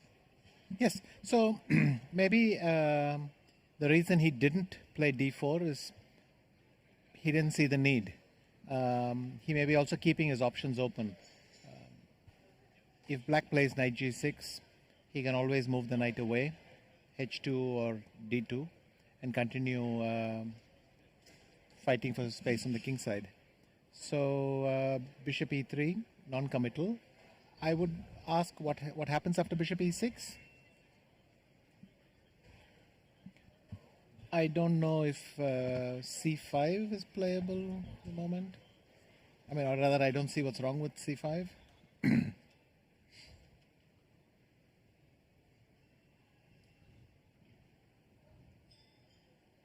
Because if you go rook a7, I just play bishop e6, and my pieces have freed themselves.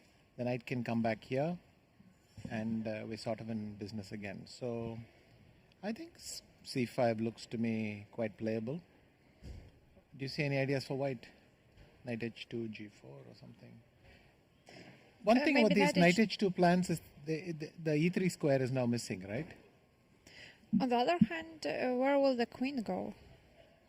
So if knight h2, bishop e6, knight g4, and even though the door has been closed, I can still go further near the window, stand with queen g6. Rook a6.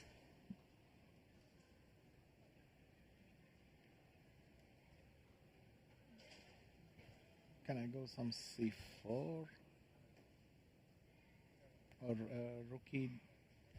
I have to take here. Take. You take. And then rook e c8. Can I take? Oh, knight e5. Yes, yeah, okay. So here it's getting awkward already. So rook a6.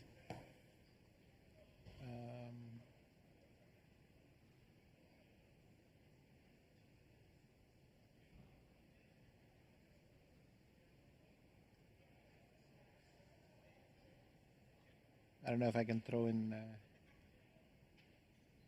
h5, but there'll be multiple attacks then. Yeah, this looks very awkward. So knight h2.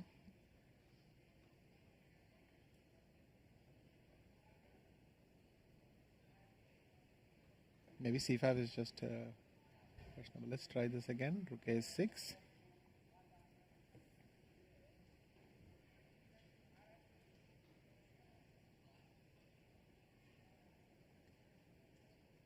And Magnus, he's not that happy at all.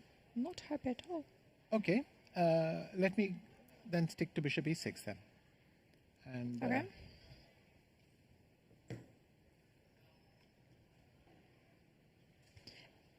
But now after d4 you don't have c5. Okay. Okay, so you'll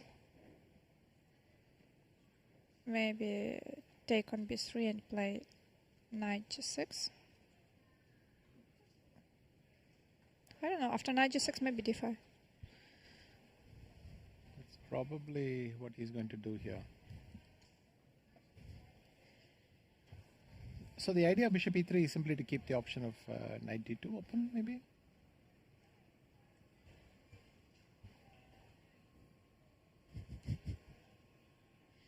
I have so many cables here. Just a second. No. Try not to unplug anything so that we don't finish this transmission right now. No, I don't think we want to do that.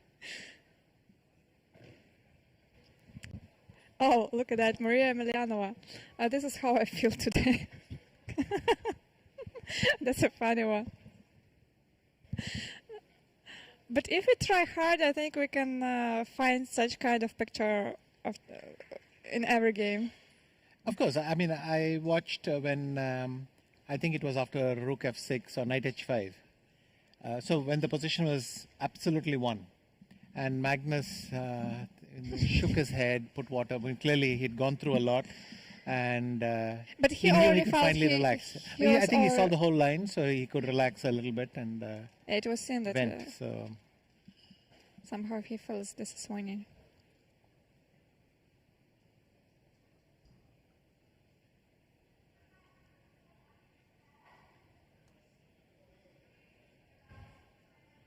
Or after, what's happening here? Some excursion. After bishop e6, if I play d4, yeah? rook a6, d4 I tried. Maybe let's try something else. Bishop e6 hasn't been played. And you want to go rook a6. I want to stop c5. If you play c5, I take on a6. And if I go rook a8? I didn't think about that.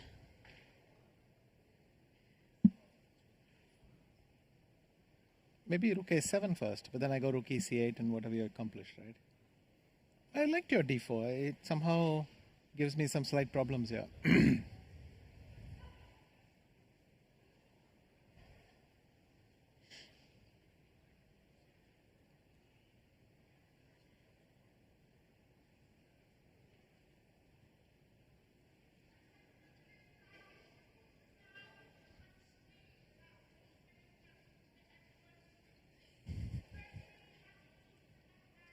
What is happening? I don't know.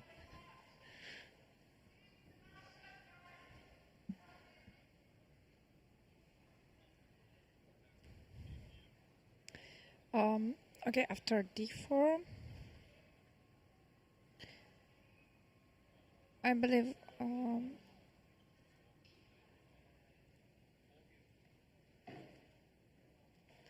maybe you can try to take on b3 and play queen g6. Oh, then. D takes a5, no? Yeah, then like pieces start to hang. Yeah. Yeah. So d4.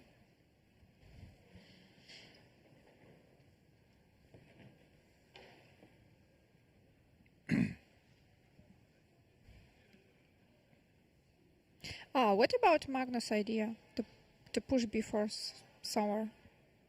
Here? Let's say here.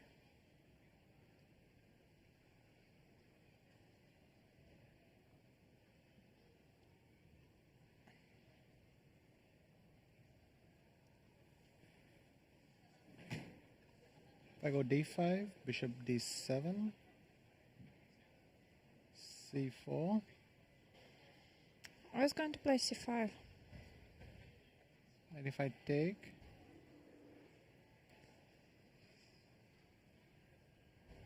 Yeah, with the bishop. and then bishop a4, maybe keeps fairly pleasant position, right?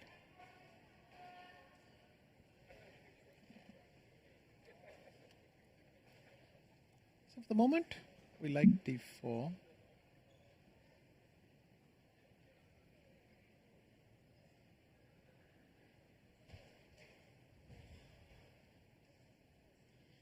Maybe you can also try rook a7. You mentioned about rook a7.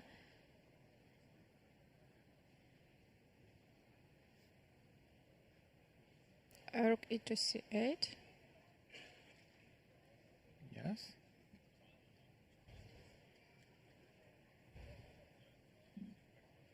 We can take on a6 and play queen e1, but how important is this a file? Maybe not that much. Mm-hmm.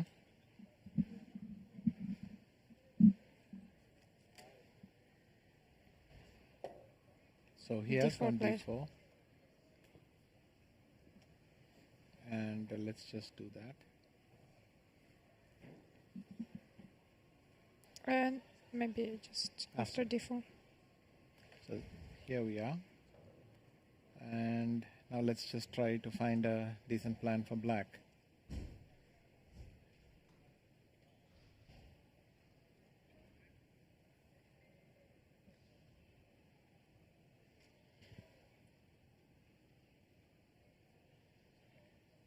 C6 to stop d5 ideas.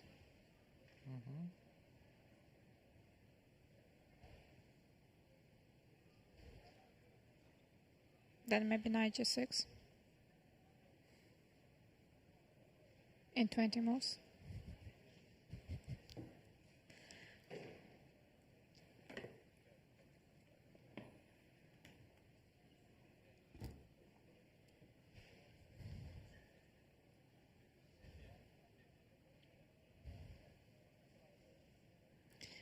A working day for Magnus today.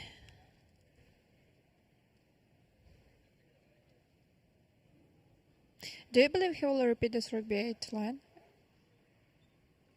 in this match? I feel like very unlikely. I don't even believe he has done it today. So I'm not sure I see what's the attraction in this, but maybe it's is that Jan's the lines which try to refute it or something, maybe they don't work. But very simple play, c3, d3, and then knight b2 or knight c3. Seems to be giving Jan very comfortable position, so maybe you don't need more than this. You mean like what happened No, how in he game reacts. 5? How he reacts. Simply that he plays h3, d6, c3 and d3, or d3 and knight c3, and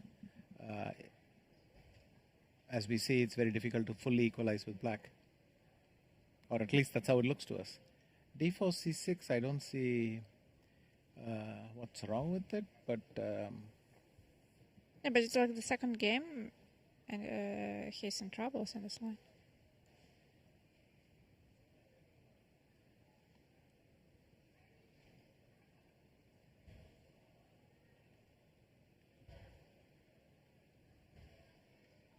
Is that the question, like how bad it is?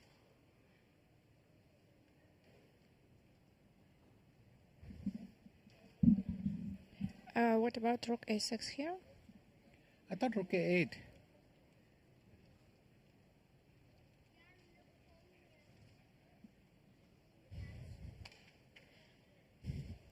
Kids are trying to pronounce Nepomniachtchi. Yes. I once asked Jan after World Rapid and Blitz, how exactly do you pronounce your name? And he said, it's much simpler than you think. It's just Jan Nepomniachtchi. It's Nyashi, but I think he simplified it for me and said just Nepomniachtchi will be fine. And then the problem is the way it's written officially. There is CHTCH, and I think a lot of us don't know. A lot of us don't know how to say that. It's very unusual. But still, many people can just say Nepomniachtchi.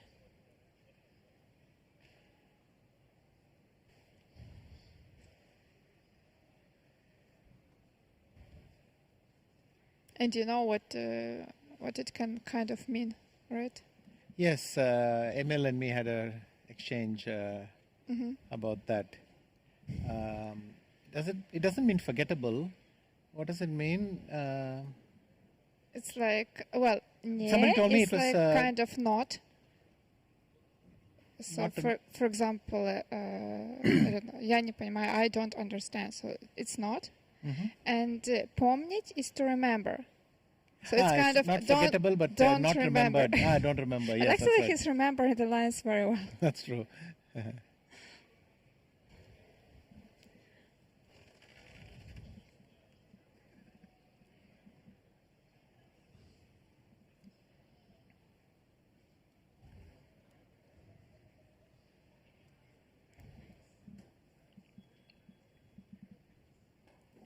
Maybe take on a8, take everything.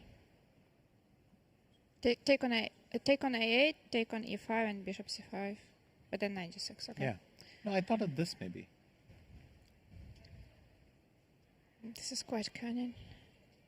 But if you take, and you go here, then I would take, and go there, and I still have the open file. So, and of course my big point was that if you did this, then I take, and queen d6. So Yeah, with the rook on a8 it didn't work, But but with with the- the rook on b8 it works. But with rook on a1 in that line, I thought, how did it proceed? I mean, in the end, after rook b8, rook b8, rook a1. yeah, Yeah, and that one, I thought maybe queen g6, but yeah, still d takes e5. yeah. Queen e4, no. Well, it is possible because you have this Knight f5, knight f5. yes, yeah. I saw that. A bit dangerous. I don't know if d7 is bad or good, but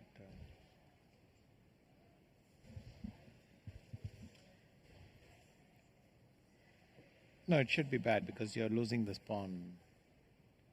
Maybe queen e7. On the other hand, there were some other moves like rook a7 When? here. Here, rook a7.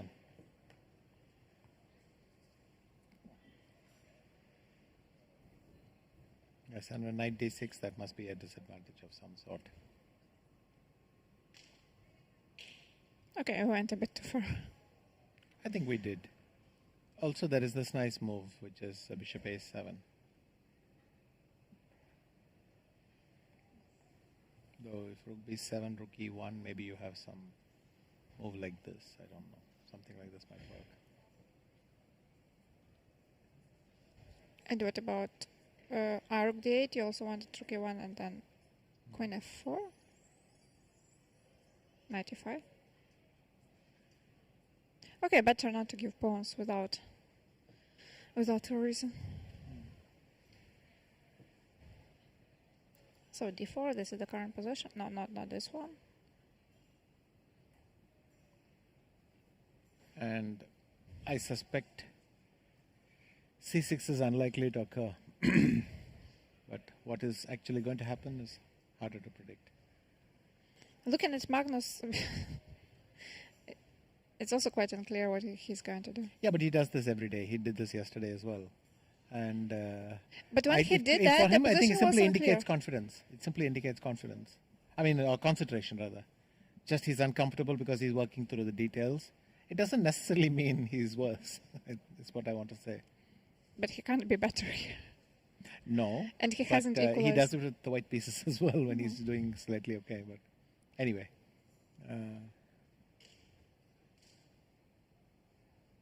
I don't think he's necessarily the most expressive face. Okay, maybe we'll go for another break and then when they make a move, we'll come back. Just kidding.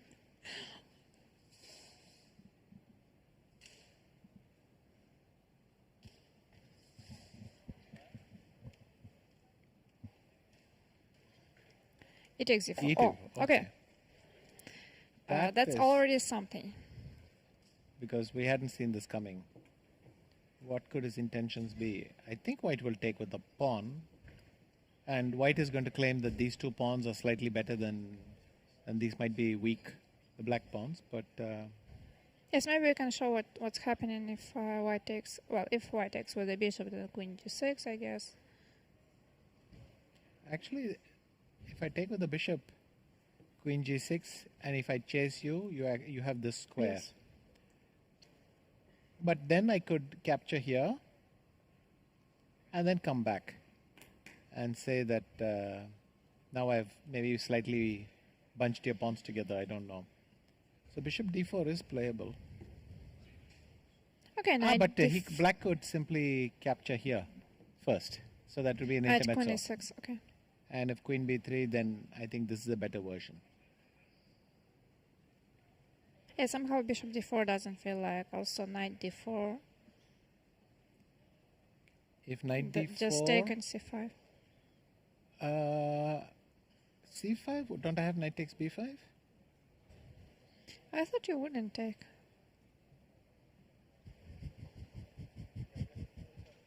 I'm not sure.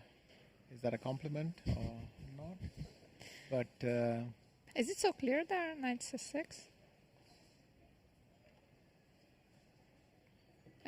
Today I'm just giving the pawns. All the pawns I have, I'm giving to you. Well, you might be right, because I'm going to have to do some awkward things to keep this pawn, but I also don't know that f3 is necessarily what I want to do. Maybe rook a6 is playable. Or maybe queen a4 is playable.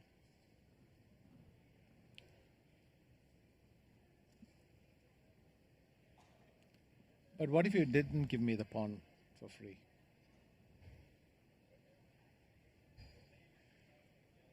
You want some entry ticket? No, not for free. What about b4? Yeah, before I saw. But I thought maybe on queen c4. Also, you could take on b4.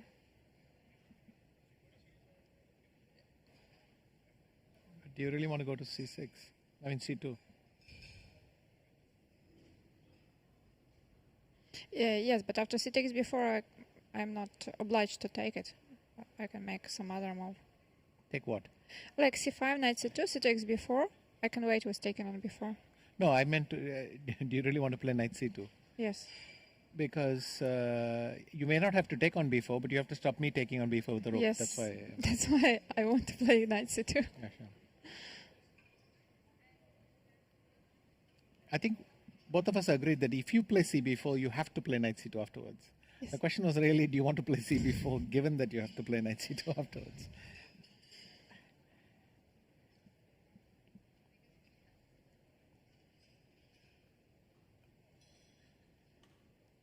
What else can I do? Can I play cb4? Can I play d5?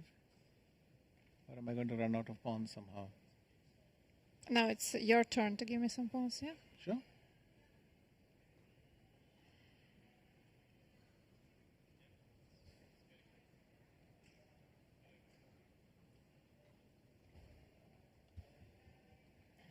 If I take it, queen d6, or what's your idea? Yes. Maybe b5 is just good, I don't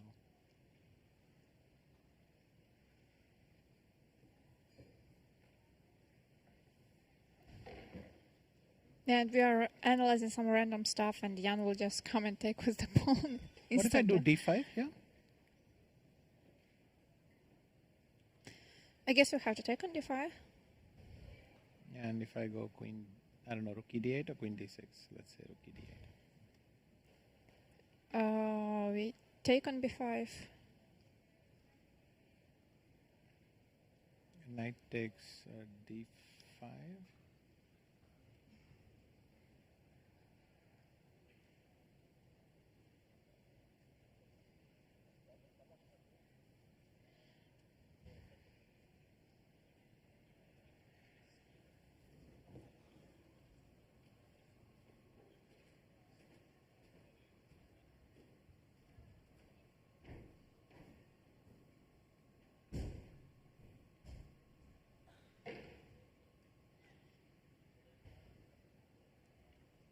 It's a bit of a problem. So d5. But I feel cd4. At least I don't know what black is aiming for here. Maybe it's queen g6. But then I can even take. I don't know if queen c2 or. D5 is possible because of queen e4 I have bishop a7. So.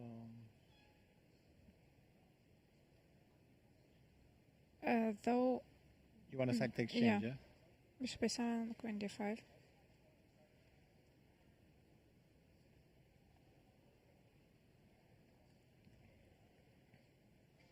Maybe. What do you think about this one? I think black is okay.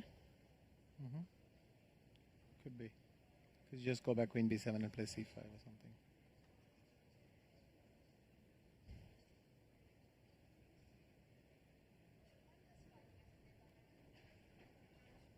So what's his idea?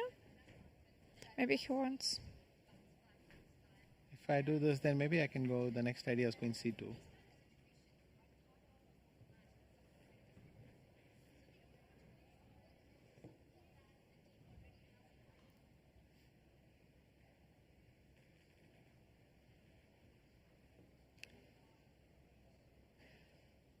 C6 or... No, I prefer c6. Otherwise, white plays d5, and I don't know what to do with this pawn on c7.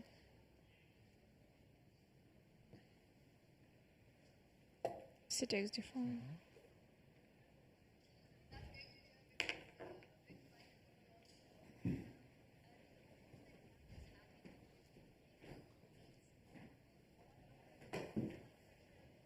Yeah, so this is the actual choice. Magnus has taken on b3. Okay, I think we Can can it guess be- to the next move, and then Can it be possible that he wants to play d5? Maybe he wants... it's he a wants logical C6. move, but on the other hand, now, what do you go? Where do you go exactly? Queen g6, and then maybe rook c1. Usually I don't like such positions for black. He's got knight g6. Knight g6. So the pawn is attacked. Okay, but now he's getting c5 for sure. So the question is, how good is this for white if I get c5 in? Or should white now do something like this? I thought about rook c1. But now I start to think about c5 anyway. Okay, let me play e5. Ah, this I didn't see.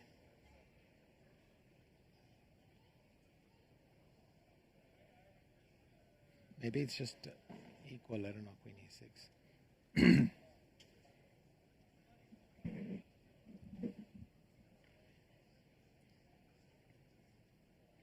Yeah, I was kind of not so much impressed. What's that? Oh, he was like, okay, you played knight g6. Okay.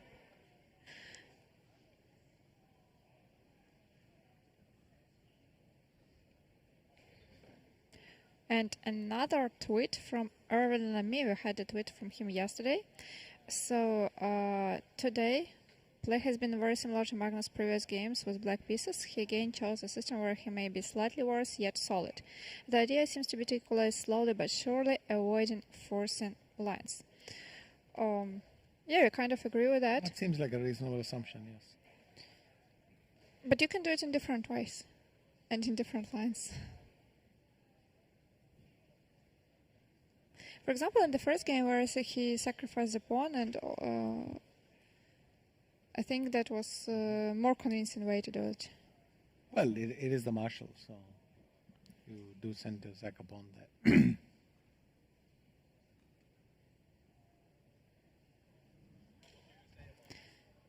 Maybe let's go through some lines like queen takes e6 just to show what may happen.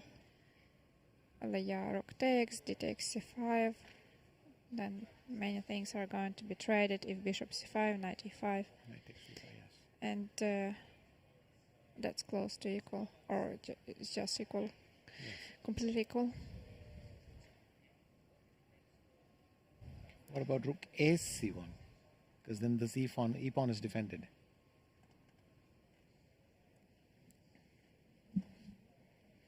Oh, what do you mean is defend? Ah, and the line was c5. c5, Okay. if you play c5, sorry. What I mean is that here I can capture and you cannot take this pawn. So that's why I left the other rook on e1 and brought the rook from a1 to c1. Yeah, good idea. And if after rook a to c1, black takes on e4, we take on c7. I'm assuming this is pleasant for white because I still get to play against these pawns a bit, and it's maybe a bit of pressure. But in this position, I think white would prefer to have the rook on a1 not rather than on e1. Well, if you can't have everything.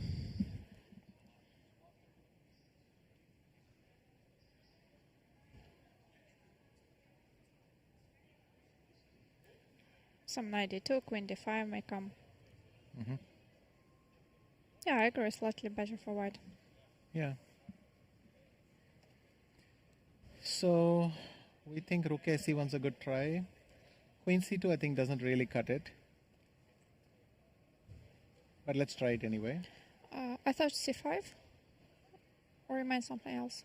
Well, no, I want to do the same thing. I have only one idea.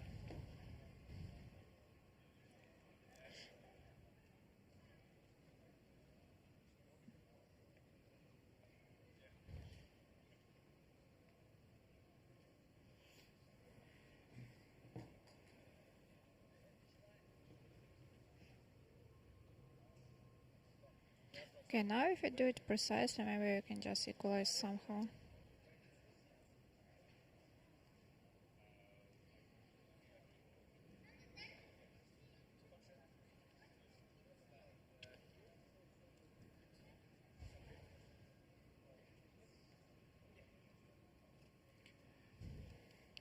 Well, I'm trying some tricks like this, ed6, and pretending that something is going on. But if you go to if you go to d8, yes, you go to and d8, if you then the take question is on how am I going to c5, take this any like further?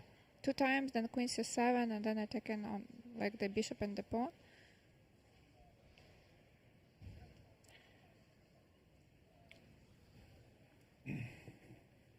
And if I take this, you just play c4 or cd4 maybe. cd4, I thought.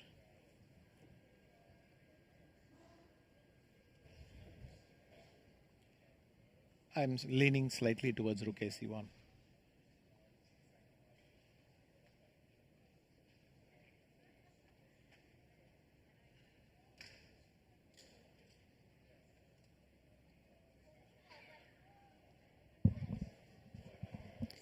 Can we try queen e6? But now I get my d5, no? Because now you don't even get the d5 pawn.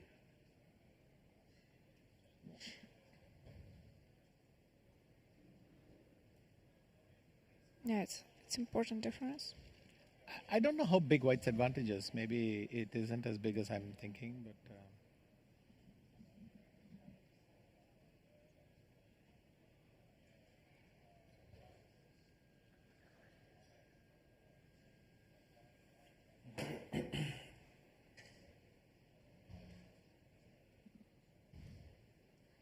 Should we try to trade the queens with queen e6? Yeah.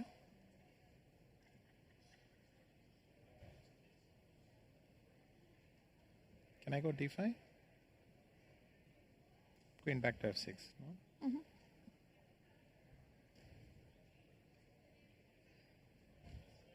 I don't know, I can do this and try to go anyway for doubling of the a-file or something, but it's...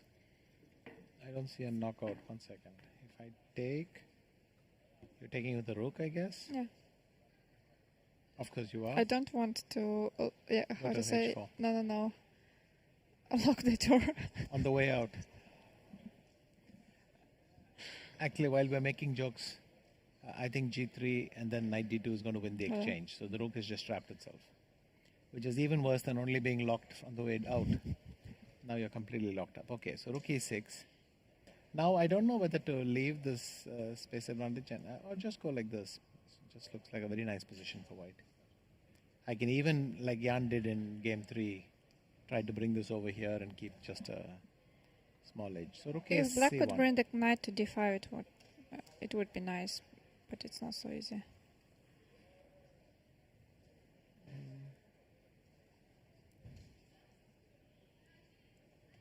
Why can't he just do it immediately? Okay, he can, but rook a7, f6, or f5. Yeah, and I'm threatening knight d5. Who knows? So maybe rook a1 was a bit... maybe I have to do d5 and hope for the best. But now you have rook e7 maybe.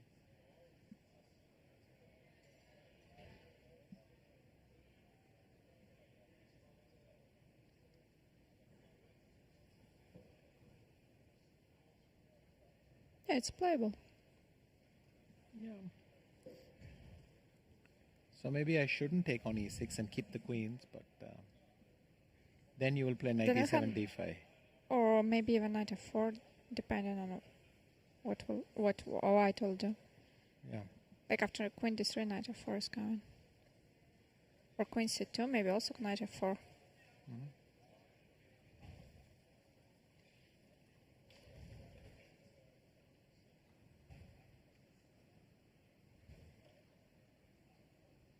Maybe let's go to the position we have right now on the board. It's knight to g6, the last move played by Magnus.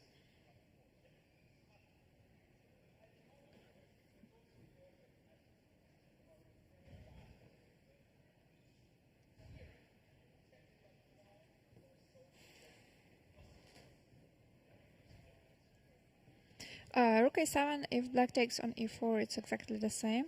But after rook a7, there is additional option with c5.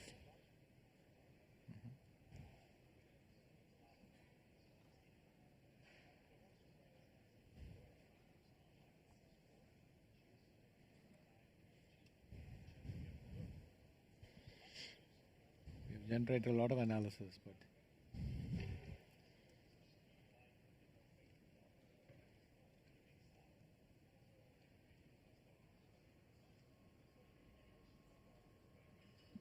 I think rook a7 is the best, yeah? rook Rook ac1. a7, yeah, you believe more in this direction. Well, it's more because I want to stop c5 from happening. And I don't know how to do that.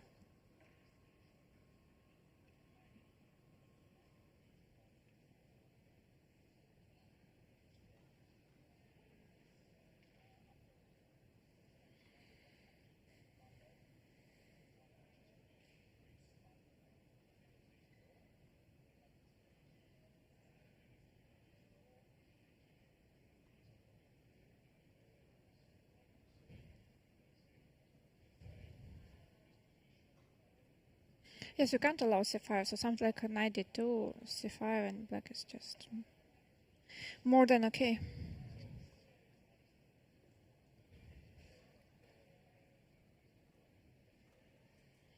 So maybe yes, maybe rook ac1,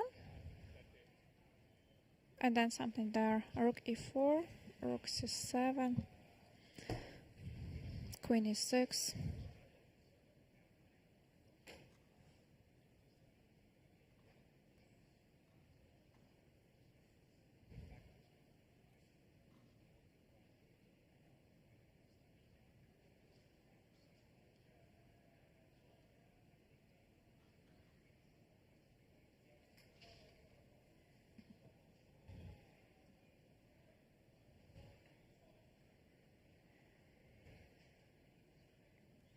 Also queen e6, do we need it?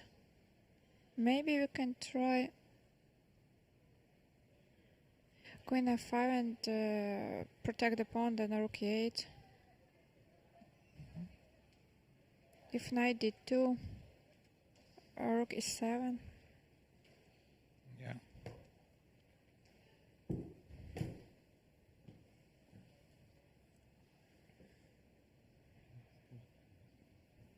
If black brings a knight to d5, black can start playing for a win. Well, even if I play bishop d2, I don't think it's so much. Because Okay. that knight can't be sustained by anything else. Oh, you mean even if that happens, yeah?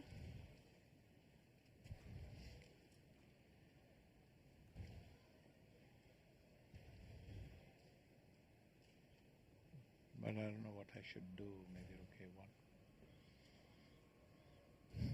Then I thought maybe rook e8. If rook comes to e7, I This play one? rook. Yes. I play And rook. if rook b7, you go knight f4, yeah? Yeah, some activity. I didn't calculate all these lines.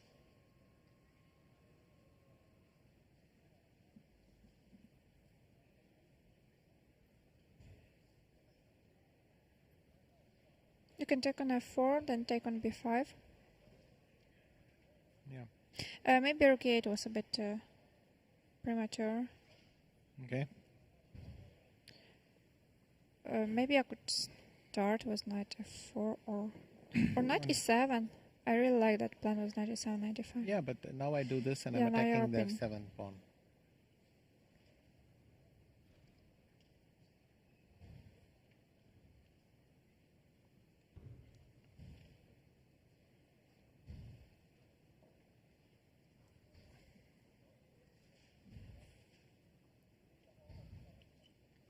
Okay, but what else if not rook a1?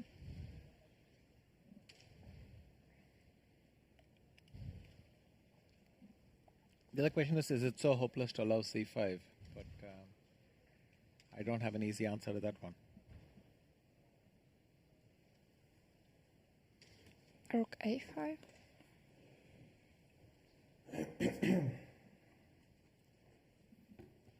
Or you don't like it? If rook e4?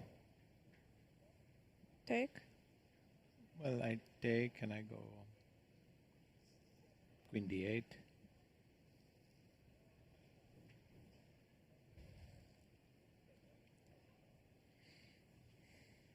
Okay, my plan was to play something like rook c1 and then attack on c7 or maybe rook. Okay, maybe we can show it on the board.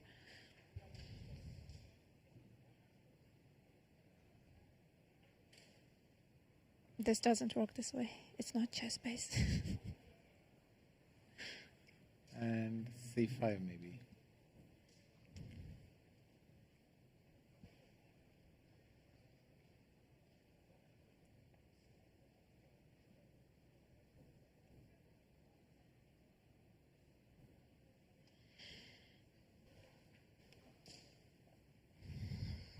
Queen c6.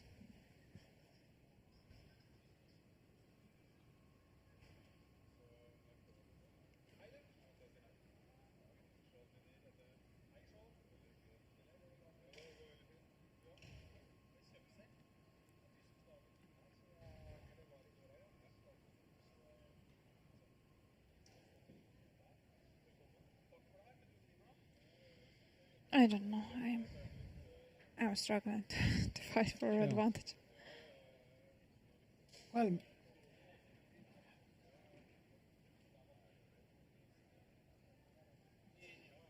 okay, let's take another short break while we wait for them to decide, or Jan to decide whether he's stopping c5 and with which rook and what else he's doing. So Yes, but before we do that, let me once again remind our viewers about the possibility to buy official merch. And if you wish so, you can just visit www.FIDE.worldchampionship.com, and there you may find many interesting items like pens, notebooks, mugs, posters, and souvenirs you want, yeah. yeah, many souvenirs, and actually they're really very nice. So you're free to check Yes. the information there, and I hope you will like something. And also, we would like to thank the sponsors of this event: Kaspersky, Chessable, Fosagro, and Alorand. Actually, the CEO of Fosagro made the first move in today's Today. game. Mr. Guriev. And also, of course, I think we should be thankful to the organizers and to this venue which we have for the World Championship match. Right now we're in Dubai and it's exhibition center. Many things are going on around and it's super interesting. That's right. Okay, we're going for a short break. We'll be back in a couple of minutes.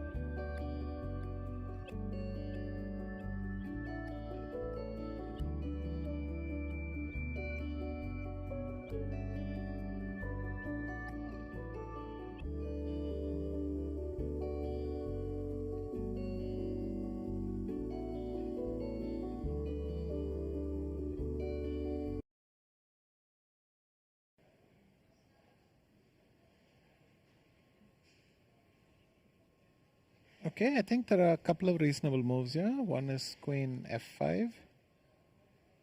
So that if you capture, I capture.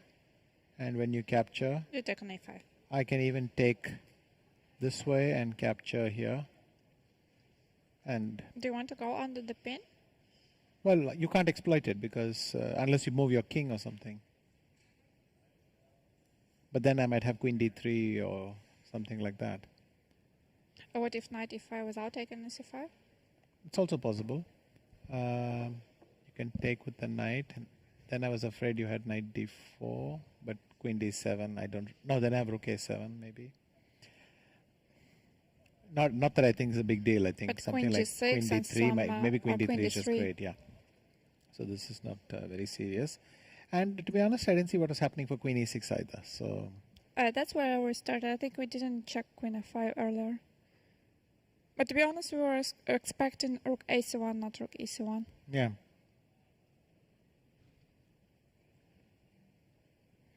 And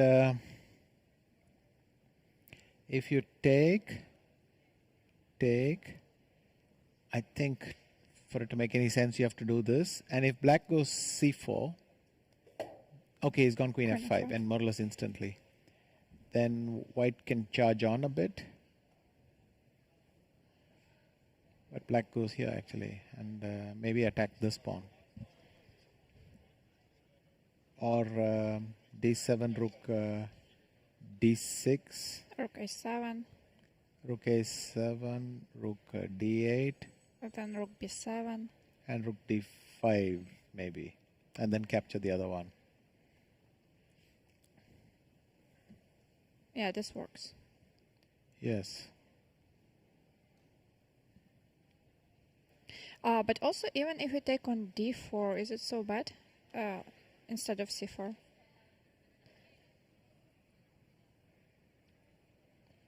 Okay, I don't know. Maybe I can throw in a move like this for fun. But you go rook d6 and I don't really know what I achieved. Because had you taken, I would have rook c8. But I don't think you have to do that. Rook d6. And if after cd4 I play knight d4, maybe I still have an edge. Because I can go knight c6 or rook a5. And maybe white is still Pricing more also comfortable. Yeah. So, but Magnus went queen f5 on this. But I remember somewhere in the first day, in the first game, Magnus saw some similar line, like one of the possibilities, and it was without even the b pawn, and he said, "Okay, it's a dead draw."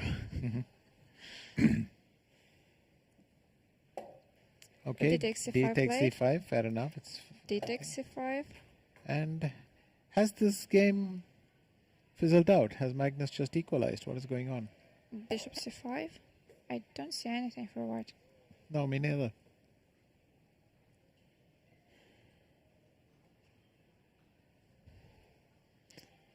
So what were the other predictions?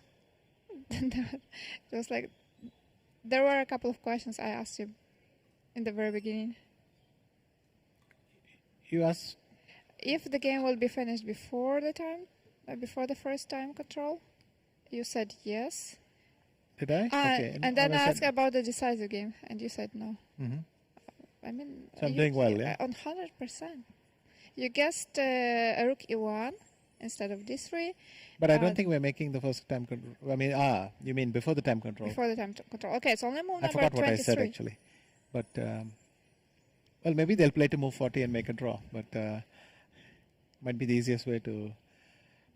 This just looks dead. I think knight takes e5. To be honest, knight d4, queen d3, I suddenly realized that is rook c3. But there are many other moves that work. But if queen g6 and Yeah. threatening knight d3. Or queen f4. There are many moves that work here. I can also take this, rook c5, knight e5. Now the problem is you cannot you cannot do something like this because knight f3 check will win. But I must admit I didn't particularly pay attention to king h1. But having said that, after queen d3 or maybe queen f6, I think it looks like a draw anyway. Because now you can't, you have to defend f2. Rook b5. Ah, that is a valid point. Sorry. King h1. Maybe I should go queen f4. And luckily, if rook b5, I have knight takes f3. Okay, we lost the connection with our producer because Apple needs to update. Yes, but I don't think he's telling us anything now. Okay, then Lord, if you want to tell us something, just to write a message. So after king h1, the other thing is queen d3, which also looks completely equal.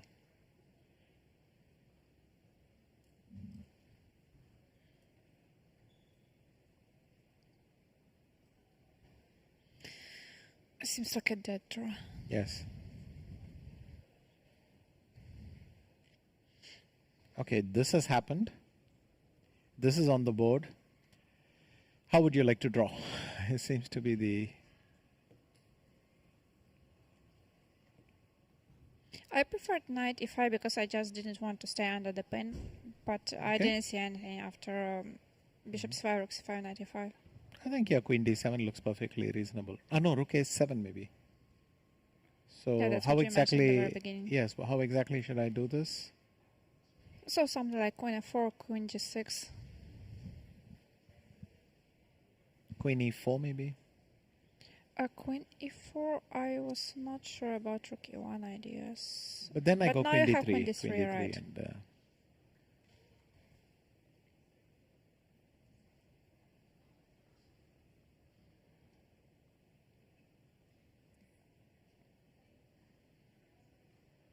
And if instead of rook e1, we play bishop f8.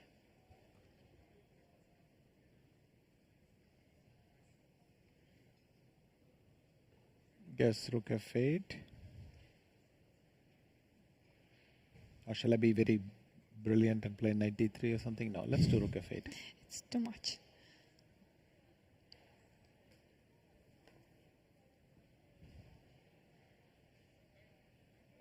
Let's try to take the pawn on b5.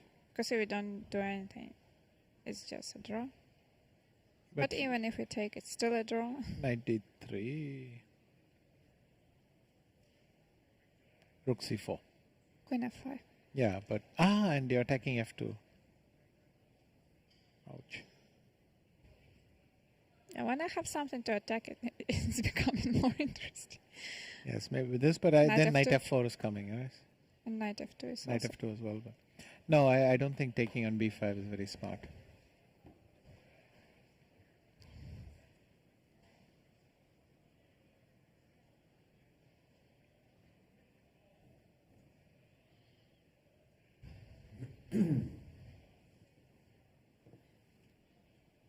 So what went wrong and where? Because we thought White's position was better. Yeah, But now to be honest, I just thought rook simplified a a7 lot. at least didn't stop c5, and maybe that was a I mean, line he right could here, have tried. No, rook a c1. But after rook e c1, c5, e5, yeah, it looks like it's fizzling out completely. So maybe somewhere earlier. Maybe ed4, cd4, knight g6 is just good enough. I don't know. So could it be that d4 was premature? It's hard to believe. We thought it was a good move, and now he's saying it's premature. Can we go so a little bit back? Like up to d4?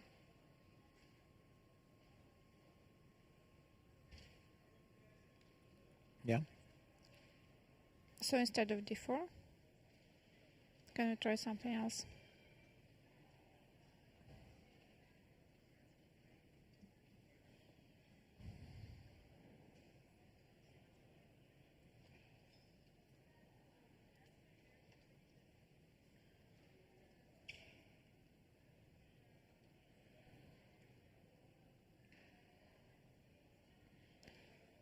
Maybe then rook a6, and you said rook Okay. a8, and then we take on a8 and we play d4.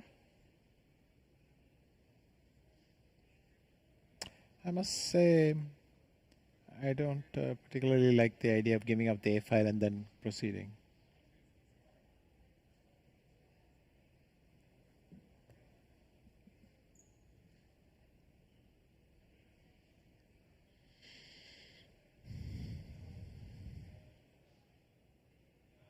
Take on e6. Queen e6.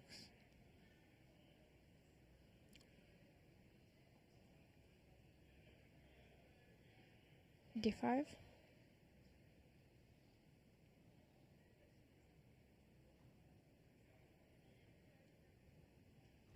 Just play queen Queen d3 or queen b3. b3.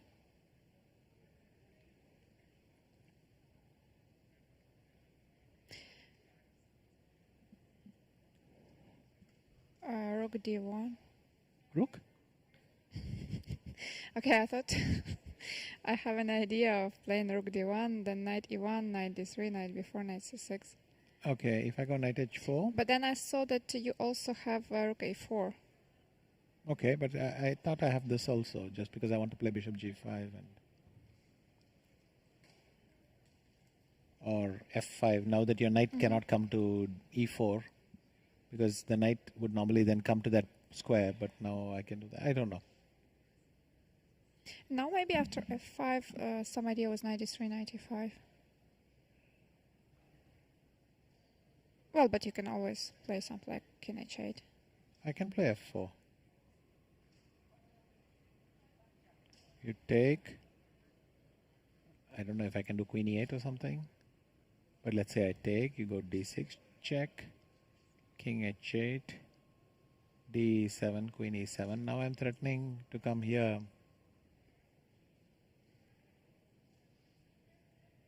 Could be unpleasant. I think we're getting very far.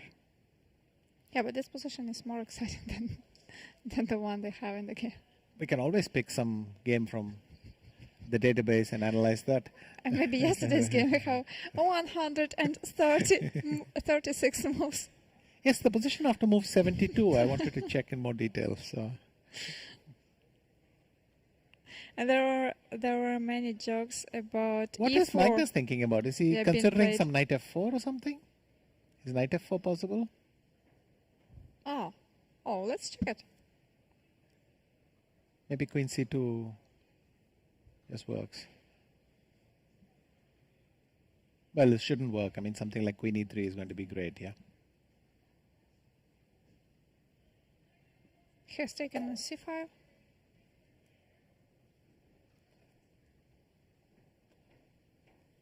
We had that here, and this was sort of our verdict, and we thought queen e4, right, later on. Okay, this has happened. White has no choice but to take, and black is going to capture here.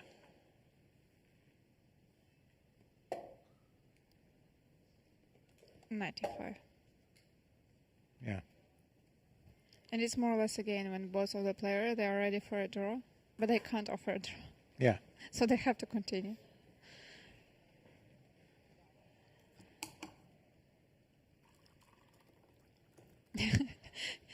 Jan is preparing his tea like as if he's going for a long battle, intense battle. Well, I think a day like today, both of them are quite tired after yesterday's one. Yesterday's game, and that also means that Jan maybe could not find the precision necessary to squeeze something. This tweet, in case anyone is still wondering, Carlsen demonstrated how the knight moves. It moves a lot. Because 2 days ago, in the press conference, he was asked, okay, how is the knight moving? And his answer was, well, usually like an L, but in blitz it can get unpredictable. And this is the route the knight from b1 had in yesterday's game. Knight d2, knight c4, knight e5, and then I am lost in all these arrows. Well, we could just take a database of 10 million games and draw a diagram with all the knight moves in every game and see what happens. We might get some very nice ones. I should be having some decent knight move games, even though I might be going to the same squares a few times. We might get some very nice diagrams. But this is spectacular. But it's just, there's a lot of empty space. Where that knight didn't cover at all. And this is all... I mean, come on. You just... From b2 a2 till b8 a8. Not a single. It's just... Come on. No, but you know why? Maybe the other knight went there. No, but you know why so? Because they played only 136 moves. Yes. If they tried harder, he could make it. Oh, look, that's really beautiful. We have such nice firework behind us. No, that's amazing. Maybe I can film it, then send it to Leonard, and then he puts it here on the broadcast. How do you know Leonard isn't already outside filming it? No, but I mean, wow. It's just next to us. I mean, I'm sorry you can't see it. But it's so beautiful. Okay, Jan is not even going to bother. He's just taken it. Wow. And Maybe the viewers can't see it, but at least they can hear it. It's outside and... till Lana comes back to the game, I can update you that there's it's looking like a draw. And maybe he'll play something like Queen C3 and offer a draw. Or not offer a draw, but virtually offer a draw. And yes, that's how you do it. No, that's really beautiful. No, just someone just go to film it and then bring it to us and we'd put it. Ah, here is the game, yeah? Yes. Queen C3, and they're going to go to... And we have an early game today.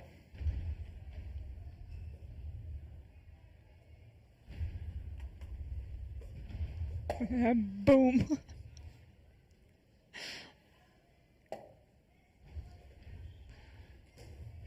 Okay, take. And then just find some repetition. Maybe I'll be in time, you know. You can go now if you want. I can close this for you, so don't worry, Anna. I got it. If you want to go, just...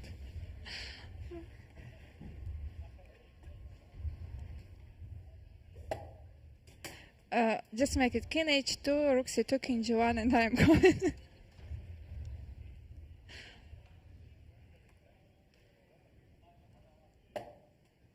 But they're not going to make the first time no. control, so... No. Well, that's a pure repetition if King G1. But Rook C2. Rook C2 was a repetition. And with Rook C3, you have to work.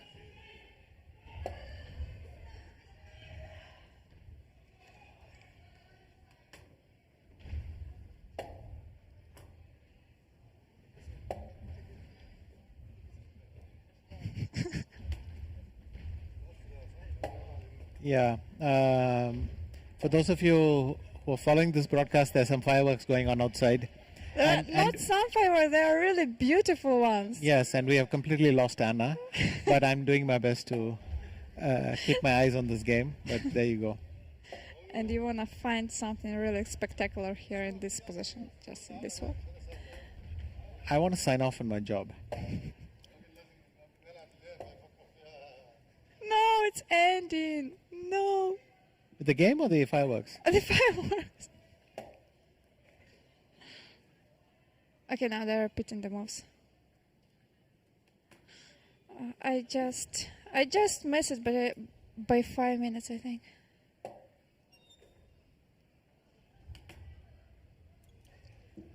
No, it's still going on. Yeah, one more move. Okay.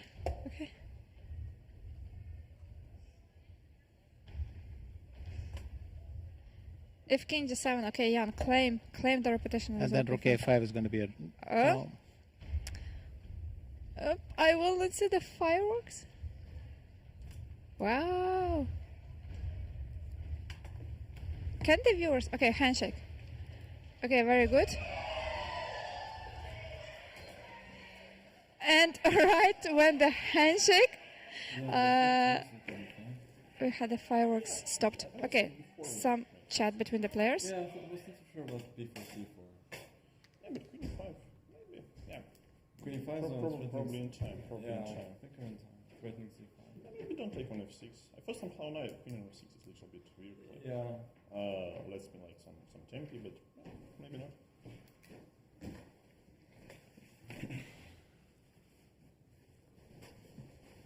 Also, I mean, I thought you should go Rook AC1 instead of Rook E1, yeah? I mean, Rook E4, Rook C7, okay. Well, I mean, first of all, you can do the same, yeah? You can do, I think, just the same one, just play C5. What do you mean, C5, DC? Some C5. Yeah, bishop C5? Ah, I mean here, yeah? Yeah. No, I have to take on E4, I think. Then rook c7, rook e7. It's not much. Yeah, should be fine, yeah. Because okay, with rook on e1, I thought this may be something. Yeah. No, I actually missed queen f5. I thought that maybe it becomes complex, but it could be interesting if you just take on e5, dc5, e4, and so on. Yeah. Oh, but queen f5, yeah, it's just Over me, just kills you.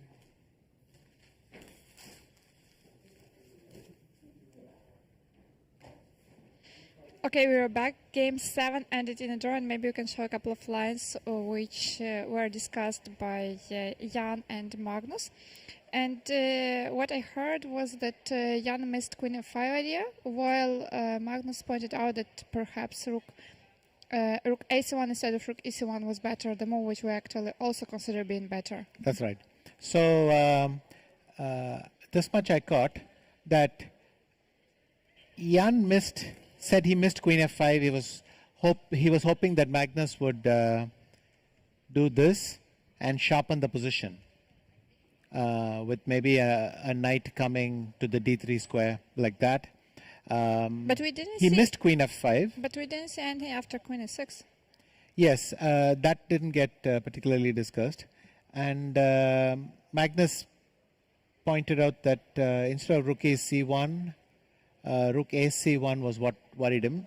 This is what we also thought, because it stops c5. And then Magnus was going to play Rook e7. rook e7, and felt that at least Magnus was concerned or expecting, maybe that's a better word, because I don't think it's very dangerous, but at least white keeps solid play and can continue to press. And there was an earlier bit which I missed, but here we are. So this was what... and I suggested and they queen mentioned f5 early even. b4. They mentioned early b4 somewhere.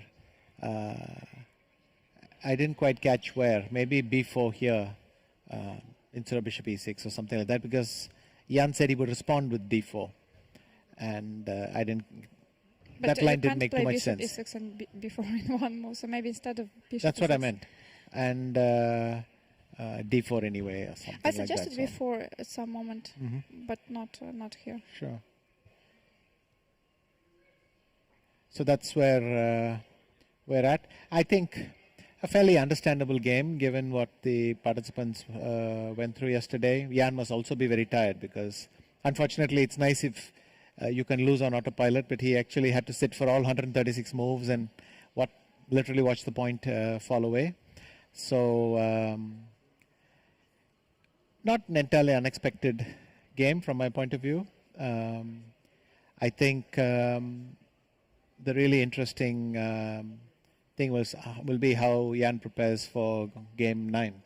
That's because then we only have a few games left, 5 games left at that stage, and he has to start trying with white. But tomorrow he will be playing with black pieces, and the day after tomorrow there is a free day, so I think some changes will be made on the free day. Exactly. Not to dismiss tomorrow, Magnus could try to increase his lead, and that always gives Jan some chances. As you saw yesterday, there were even 1 or 2 chances that Jan got even in this game, and so it was not at all one-way traffic. He's creating chances, and so tomorrow's game has some promise, and then we have a rest day. We have the players, they don't have a rest. Well, I don't think they're going to rest too much, but sure. Yeah, so now we'll show a video with the sponsors, and we will be back after that video. Or we'll see if the participants have arrived at the press conference. So.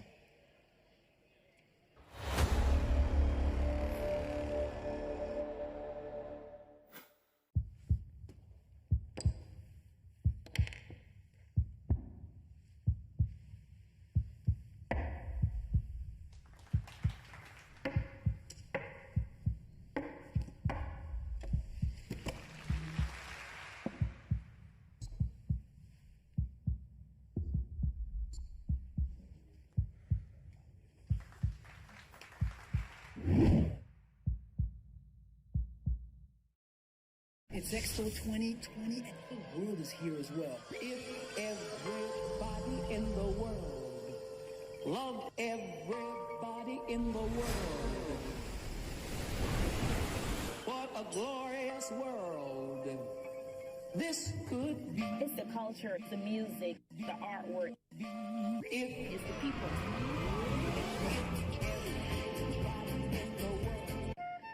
Love everybody in the world.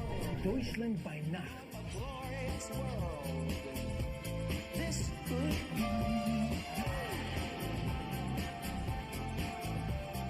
I was just looking for myself, and then Expo came, and it makes me emotional. Come on and join us. A new world has just begun, and it's right here at Expo.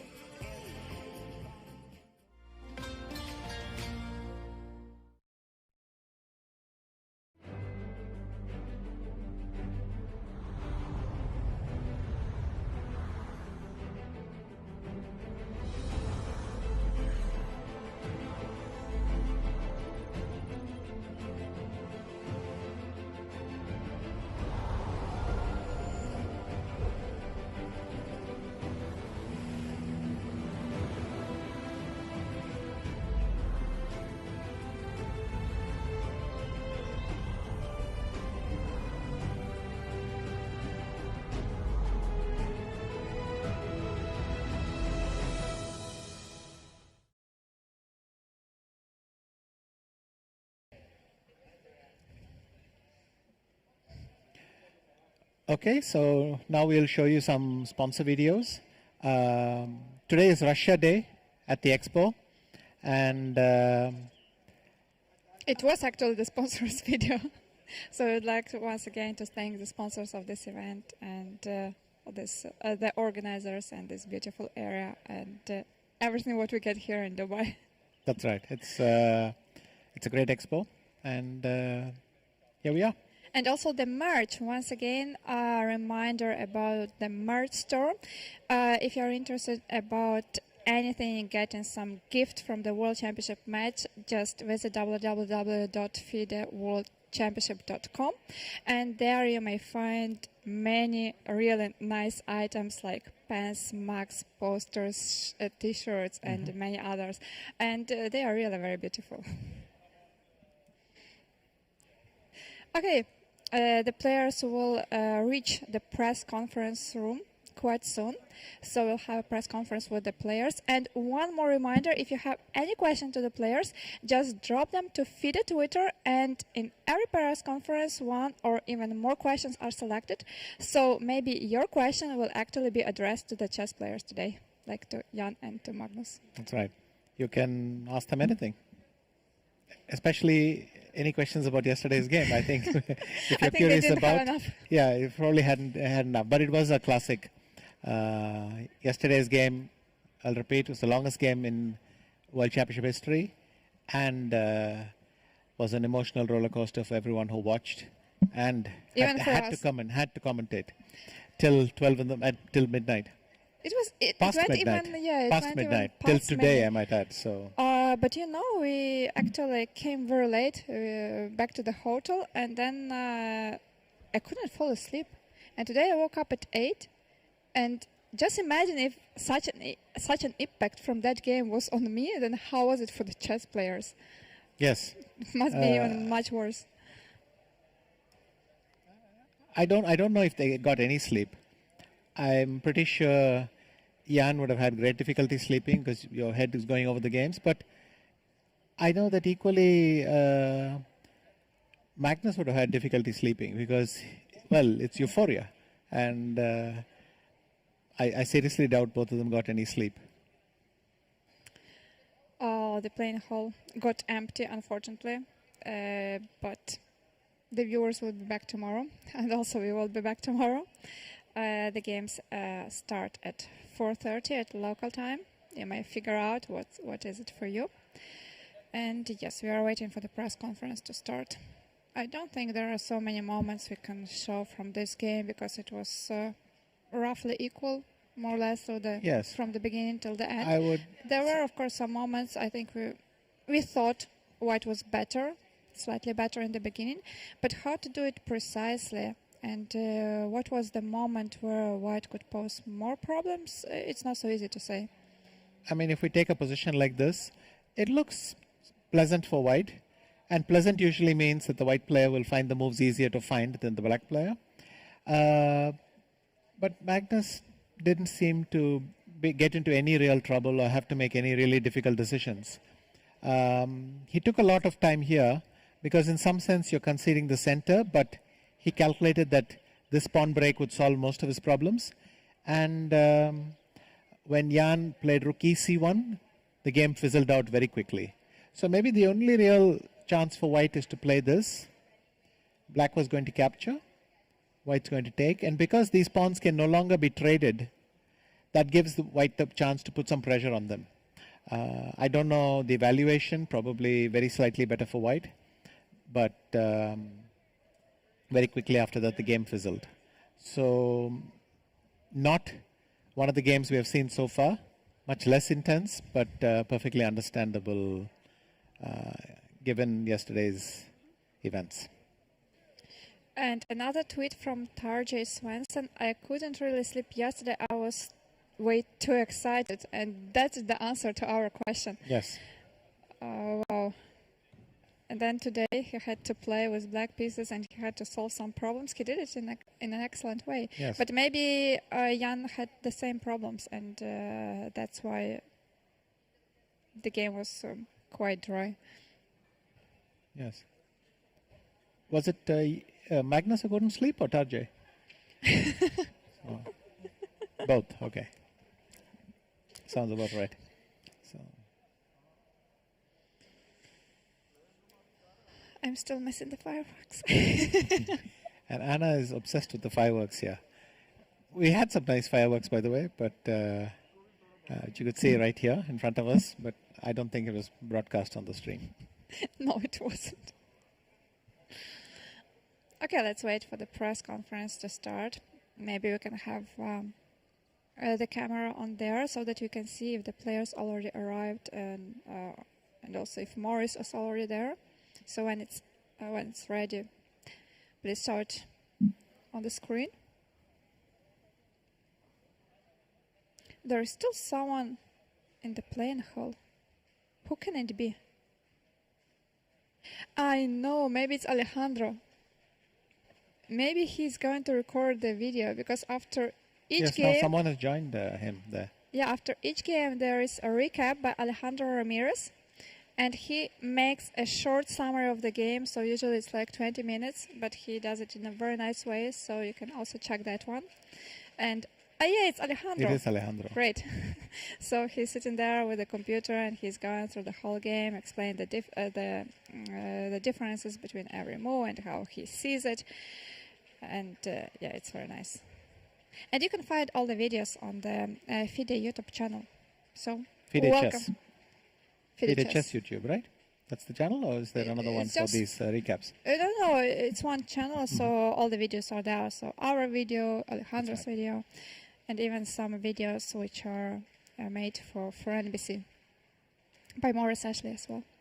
Alejandro is happy. Maybe he's happy because yesterday after the game he had to stay and go through this long game. And I'm not sure he was very excited. I mean, he was excited about the game, but doing it at 1. He said he got, the video was finally uploaded at 3 o'clock and he got back home at 1:30, so it was a long day. A long day. Let's see his preparation.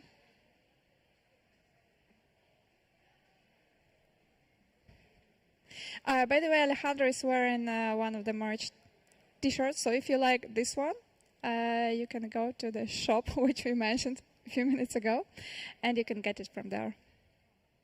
So now lights, important things.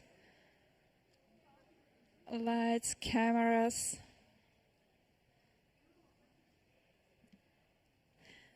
It's also impressive that he's always doing the whole video in one shot. So if he says something wrong, he doesn't start from the very beginning, he just continues. And also the angle, why do they put the board like that? I mean, I've checked all of his videos and it has a really nice angle. but I didn't know that they are putting the board this way. And then you see it in the video. Oh, well, you have to check the video to understand what I mean. But in the video, it's really nice. Yes, to be honest, when I was playing these events, you saw the final product. You didn't think really about what went into it. Okay, when you're a player, you don't think anything. When you see it from the side, you suddenly realize there's a different perspective. I'm sure if we did one of those, then we would. If we did a recap or two, we would figure it out. Did you make some kind of recaps? I mean, some kind of these videos? No, not Never. I had some experience of doing the recaps. Mm-hmm. It's actually not so easy because sometimes you wish to show so many lines, and then you're limited to some, I don't know, usually 15 minutes, and you're like, okay, how not to overdo it, and at the same time to show all the important things. Yes, I think yesterday was. You could easily go half an hour, 40 minutes, whichever you wanted to get. Just by pressing move by move, yeah, and then because there were almost every move there was back and forth. But I think a summary would have to capture the two moments that both sides were better.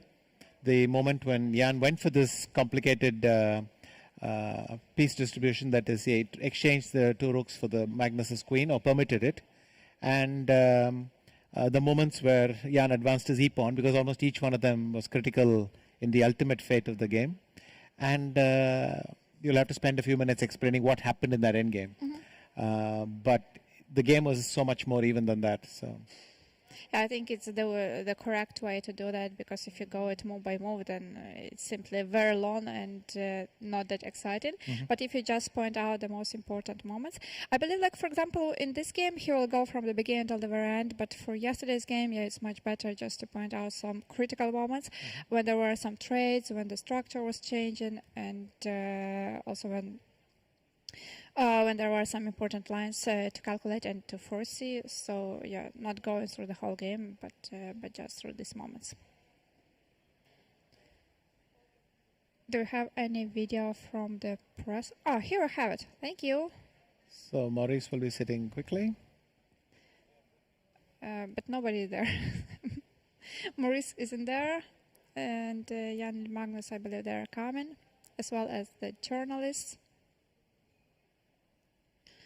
So we are waiting for the press conference to start.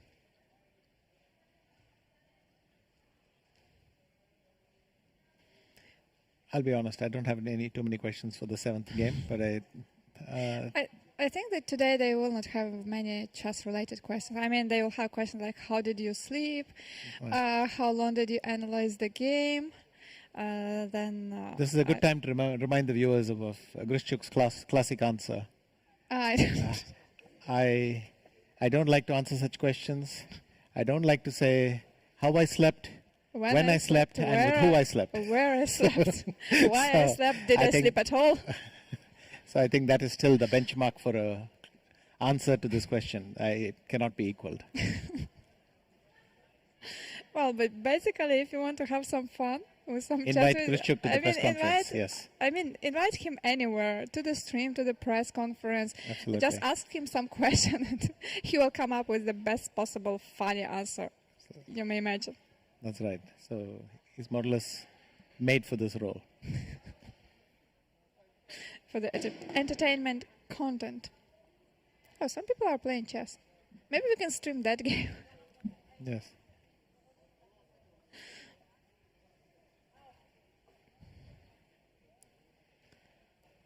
Yeah, just a couple of more minutes and we are there. I actually had one question to the players yesterday, but then I kind of started mentioning it and then I forgot. And I just thought about asking Magnus, because he's known to know a lot of classical games. And so I wanted to ask him, like, first of all, like this endgame after h4, g takes h4, queen h4, like a rook and knight and two pawns versus queen. Like, if he remembers any game of this kind with this ratio of pieces. Mm-hmm. And the second question, I mean, they are actually related. So the second question was like, well, if he thought that, like, how did he rate his chances? I mean, winning chances. What were the odds in his opinion? He kind of said something about it, but it wasn't that very clear to me. Oh, Jan has come. Magnus is coming. Maybe Magnus has to give some additional interviews on the way before getting there. So Jan usually pauses with chess.com. Magnus gives it to NRK, and maybe they have some other private deals as well before they come over. So that's how they got. All right, we'll sign off now. Here's the press conference. Yeah, I would like to thank to our viewers. We'll be back tomorrow. And let's let the press conference start. Cool. Have a nice evening.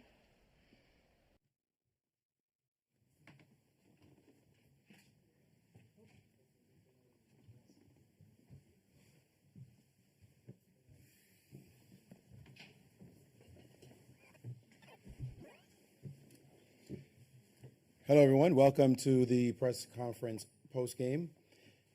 I would request of the photographers who have not been here to follow the basic protocols, which is to make sure that you are not blocking anyone in the front nor blocking the cameras in the back. You may take pictures from the sides of the room, and the reporters who have been here only for the first time as well. Make sure that you ask your questions to the microphones on the sides, and do not touch the microphones, and please make sure that you wear your mask at all times as you ask questions, or all times while you're in the room. I'll begin the questions first for you, Jan. Yesterday's game we know was quite long and a difficult one for you. What was your strategy coming into today's game? Basically, it was the same as for another, for other games with white colors. Just try to pull something out to the opening. So, I mean, in general, I think, roughly speaking, white had quite slight advantage. But, once again, in these symmetrical structures, even despite, let's say, I had the control over a file, it's like very small, and I guess it was like a nice line like this: bishop b3, and with the idea of c5 here, just simplifying the position. And maybe rook to c1 was slightly more a worthy try, but I guess more or less the same. Just closer to equality. Was yesterday's game have any impact on your choice of opening today? Absolutely not.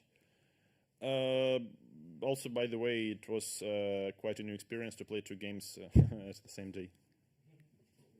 I somehow I thought that at the World Championship match level it should be like a little bit different, other in some open tournaments. But once we start that late, it suddenly backfires and ending like after dark. The first half of the match is over. Your feeling about how it's gone so far?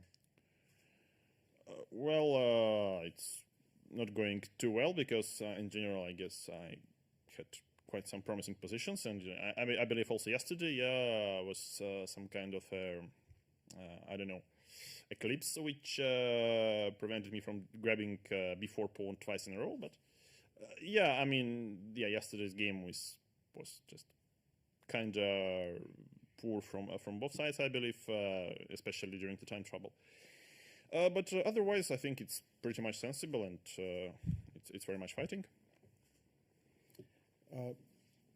May I ask you, Magnus, after yesterday's huge fight, today's result, just what the doctor ordered?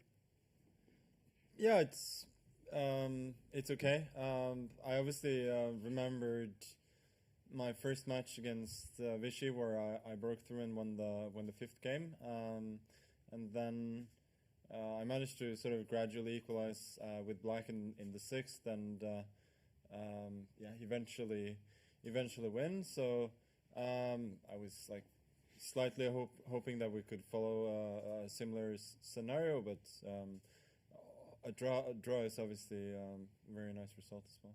Any concerns from the opening today? No, it was the usual. So obviously white is a tiny bit better, but as long as you cannot see a clear way to increase the advantage, it's usually it's usually going to evaporate. We've had 7 games. The first half is over. How would you evaluate the state of the match at the moment? Obviously, it's with yesterday's result, it's going pretty well. But it's a long way to go. Half the match still, but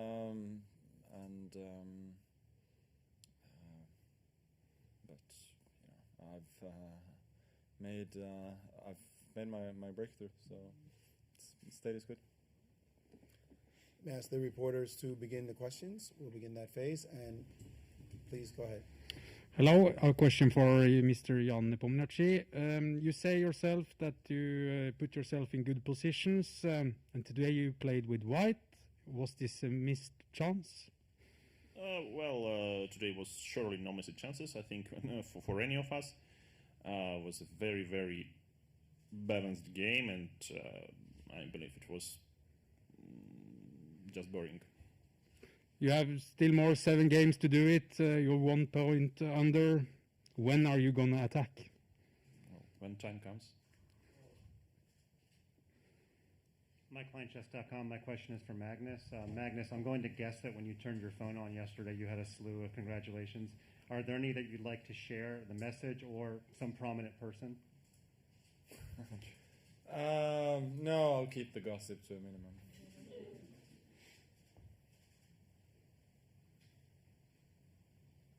Ole Kristianström, VG Norway.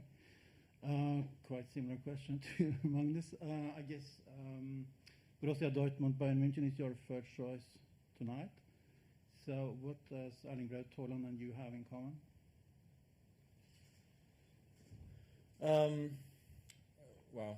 I think we're both relentless when we get the chance. But yeah, that's high on my to-do list after the game towards that one.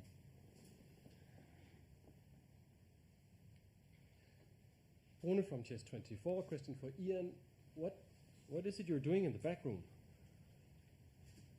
Sitting on sofa basically and watching, the screen. So it reminds me of playing during the quarantine times. Yeah, it's very similar. You sit in front of your screen and you try to think. So maybe it's even more familiar right now than playing regularly out of the board. Because of the pandemic and playing so much online? Yeah, I mean, okay, it became already at some point a habit. Okay, thank you. Nicholas from Aftenposten. I have a question for Magnus. The United Arab Emirates is often criticized for its human rights records. Did you have any concerns before agreeing to play the match here?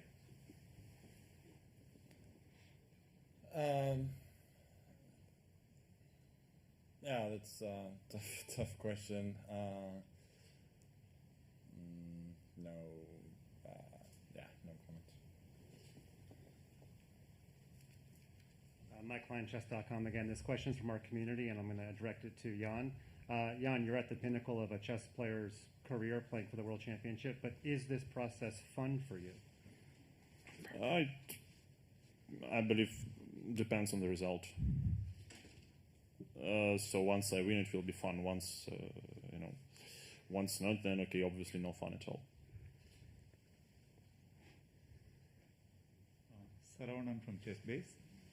Magnus, the question is for you. Today in the opening, you seem to be taking an unusually large amounts of time between the 11th and 16th moves, almost about more than 45 minutes. What happened? Was it anything to do with the preparation, remembrance, or the position? I was just trying to choose the way that I play, and there are some subtle differences between the choices. So that was it. But in general, I felt that it's a position where it's quite static, and there's not that much to fear. Was it a matter of choice, choosing something, or was it a matter of remembrance? What was it? A bit of both. Thank you. Question for you, Jan, if you don't mind my asking. Did you manage to get a good sleep after the previous game? Well, obviously, since I came back to hotel like a few hours later than usual, yeah, obviously it was less sleep than normally. But I mean, in general, once you are that tired, of course, you sleep well. Thank you. So, Jan, I'd like to ask you sort of about the opening, and before the match. Would you say that the Marshall was something you were expecting? Absolutely. So the Marshall is one of the main choices for Magnus, I think, within his career, and it's just a very decent and proved and a very fireproof choice for a match as well. So, I mean, of course, you can't rely on playing against Marshall only, yeah, but I mean, even Marshall itself, yeah, is quite a hard nut to crack. So, based on that, would you say that with these past 4 games, where you've had some chances, but it seems like Magnus has been pretty solid, do you feel like your opinion of the Marshall has changed throughout this match? Well, I must say that I'm getting much more than I expected out of the opening. But in general, I think so far the side which plays black pieces doesn't experience any problems after the opening. Yeah, maybe game 2 was slightly different, but it was like very in couplings. Thank you. Chess.com one more time. Question is for Magnus. Magnus, you're a big chess historian. You seem to recall that Karpov-Korchnoi stalemate at a moment's notice yesterday. Where would you rank your game yesterday in the pantheon of World Championship games? Yeah, let's leave that to chess historians who are not involved in the match.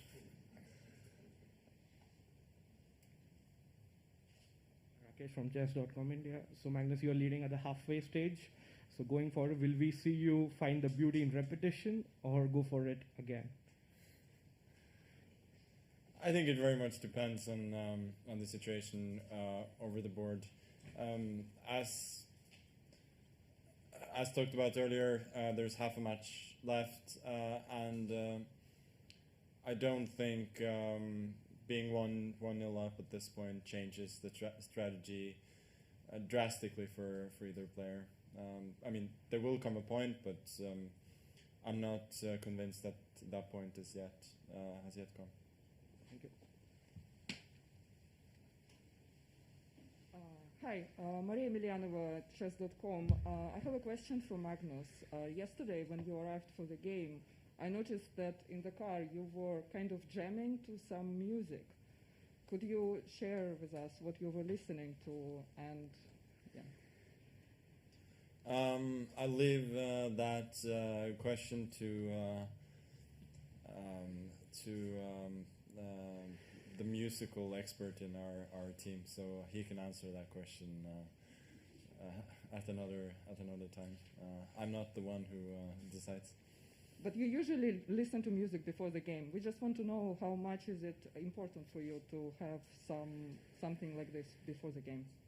It's nice to lighten the mood. So usually we arrive a little bit earlier than we have to have at least some extra time in case there's traffic. So spending those few minutes just listening to music or some other light-hearted banter is, I think, very healthy. Thank you. Hans Solbakken, NRK again. Mr. Jan Nepomniachtchi, did you criticize that you had to play on the same day in the opening here, or was it just that, is it okay for you to play again the same day? Yeah, I think it depends on the result. If you win, you don't normally criticize. So, but yeah, frankly, it turns out that, okay, with these 7 hours time control, I never thought about this before the match, but now, I mean, okay, I found out this quite weird that basically you can finish your game after midnight. Yeah, that was sort of unexpected. Was it? How was it for you today? Then were you really tired, or? No, I mean, of course, I can't consider yesterday as a rest day. So. Thank you. Sagar Shah from ChessBase India. My question is to Jan. Yesterday was a very long game and also filled with a lot of ups and downs. Yet after the game, you were relatively calm. You came to the press conference. Also, you were answering questions quite in detail. It's very usually in World Championship press conferences we see that someone, when they lose, they do not answer so much. So how do you keep yourself mentally strong, and how are you able to do this? But I think I'm in general mentally strong. So there is no need to, as you have said, keep. And I have a question for Magnus, if you would answer. Every day you come to the tournament with your head trainer Peter Heine Nilsson and one more person. Could you tell us a bit about the other person? No, he's Magnus is part of the team, part music expert, fashion expert, hype man. He has many different roles. 2 more questions, please. So Magnus, it's clear that there's been a pattern in your opening approach in the Caruana match, and now the match, here, both, in the first match with Sveshchikov, and there was no change, and now Jan's first 4 games haven't changed at all, and this until this sort of, after Castles. Why do you think both of your opponents haven't chose to deviate if you've been so solid? I would say it's just hard in general to gain a big advantage, and you could look at it the other ways as well. Like Jan is getting objectively slightly better positions from the opening, and how much more can you really expect? So I guess in a sense. Both of us are relatively happy with the result there. But it seems that you definitely have a different approach. You've been deviating with E4 and D4. If you're so confident and sort of, why not, focus on the Petrov? Why not focus on the Catalan? What's your opinion that sets it aside where you'd like to try to poke in different aspects, and then Jan is solely focusing on the Marshall?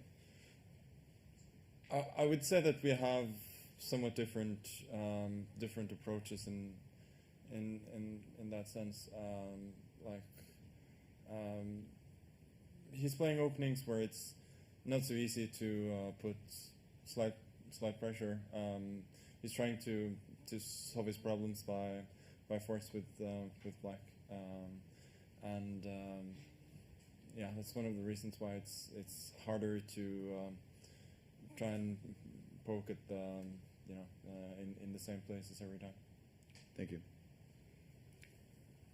Jan, I have one more question for you. What Magnus said, he doesn't feel that you're going to change strategy. Either player wants to change strategy right at this point. Would you agree? But I won't tell you. Fair enough. We have a question, the Twitter question at FIDE Chess. You can tweet your questions to FIDE Chess in order to possibly get them answered. This one comes from Die_Wales. It's for both players.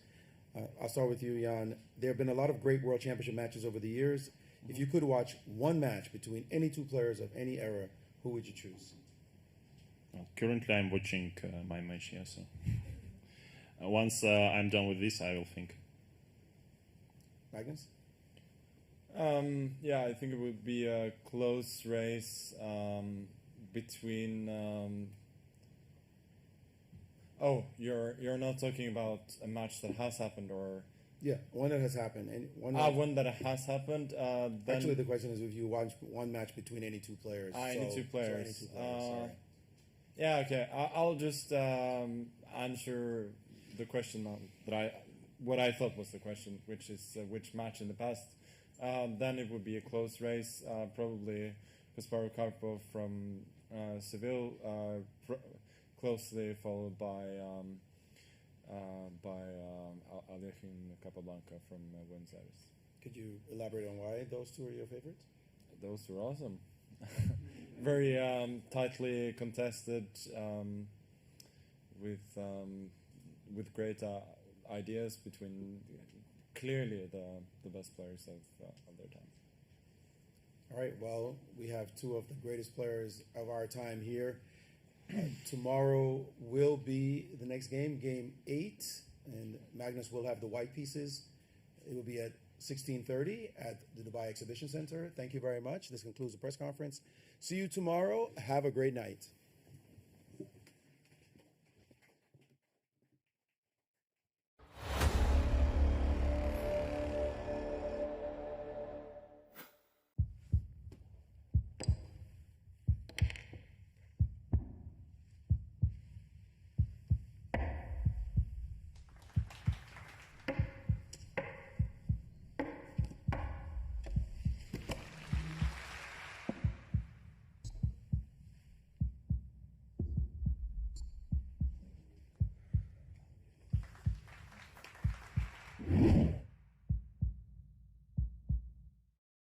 It's Expo 2020 and the whole world is here as well. If everybody in the world loved everybody in the world,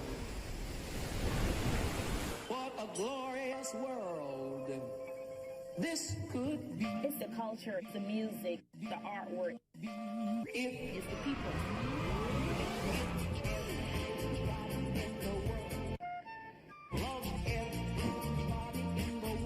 Deutschland by Nacht. A glorious world this could be.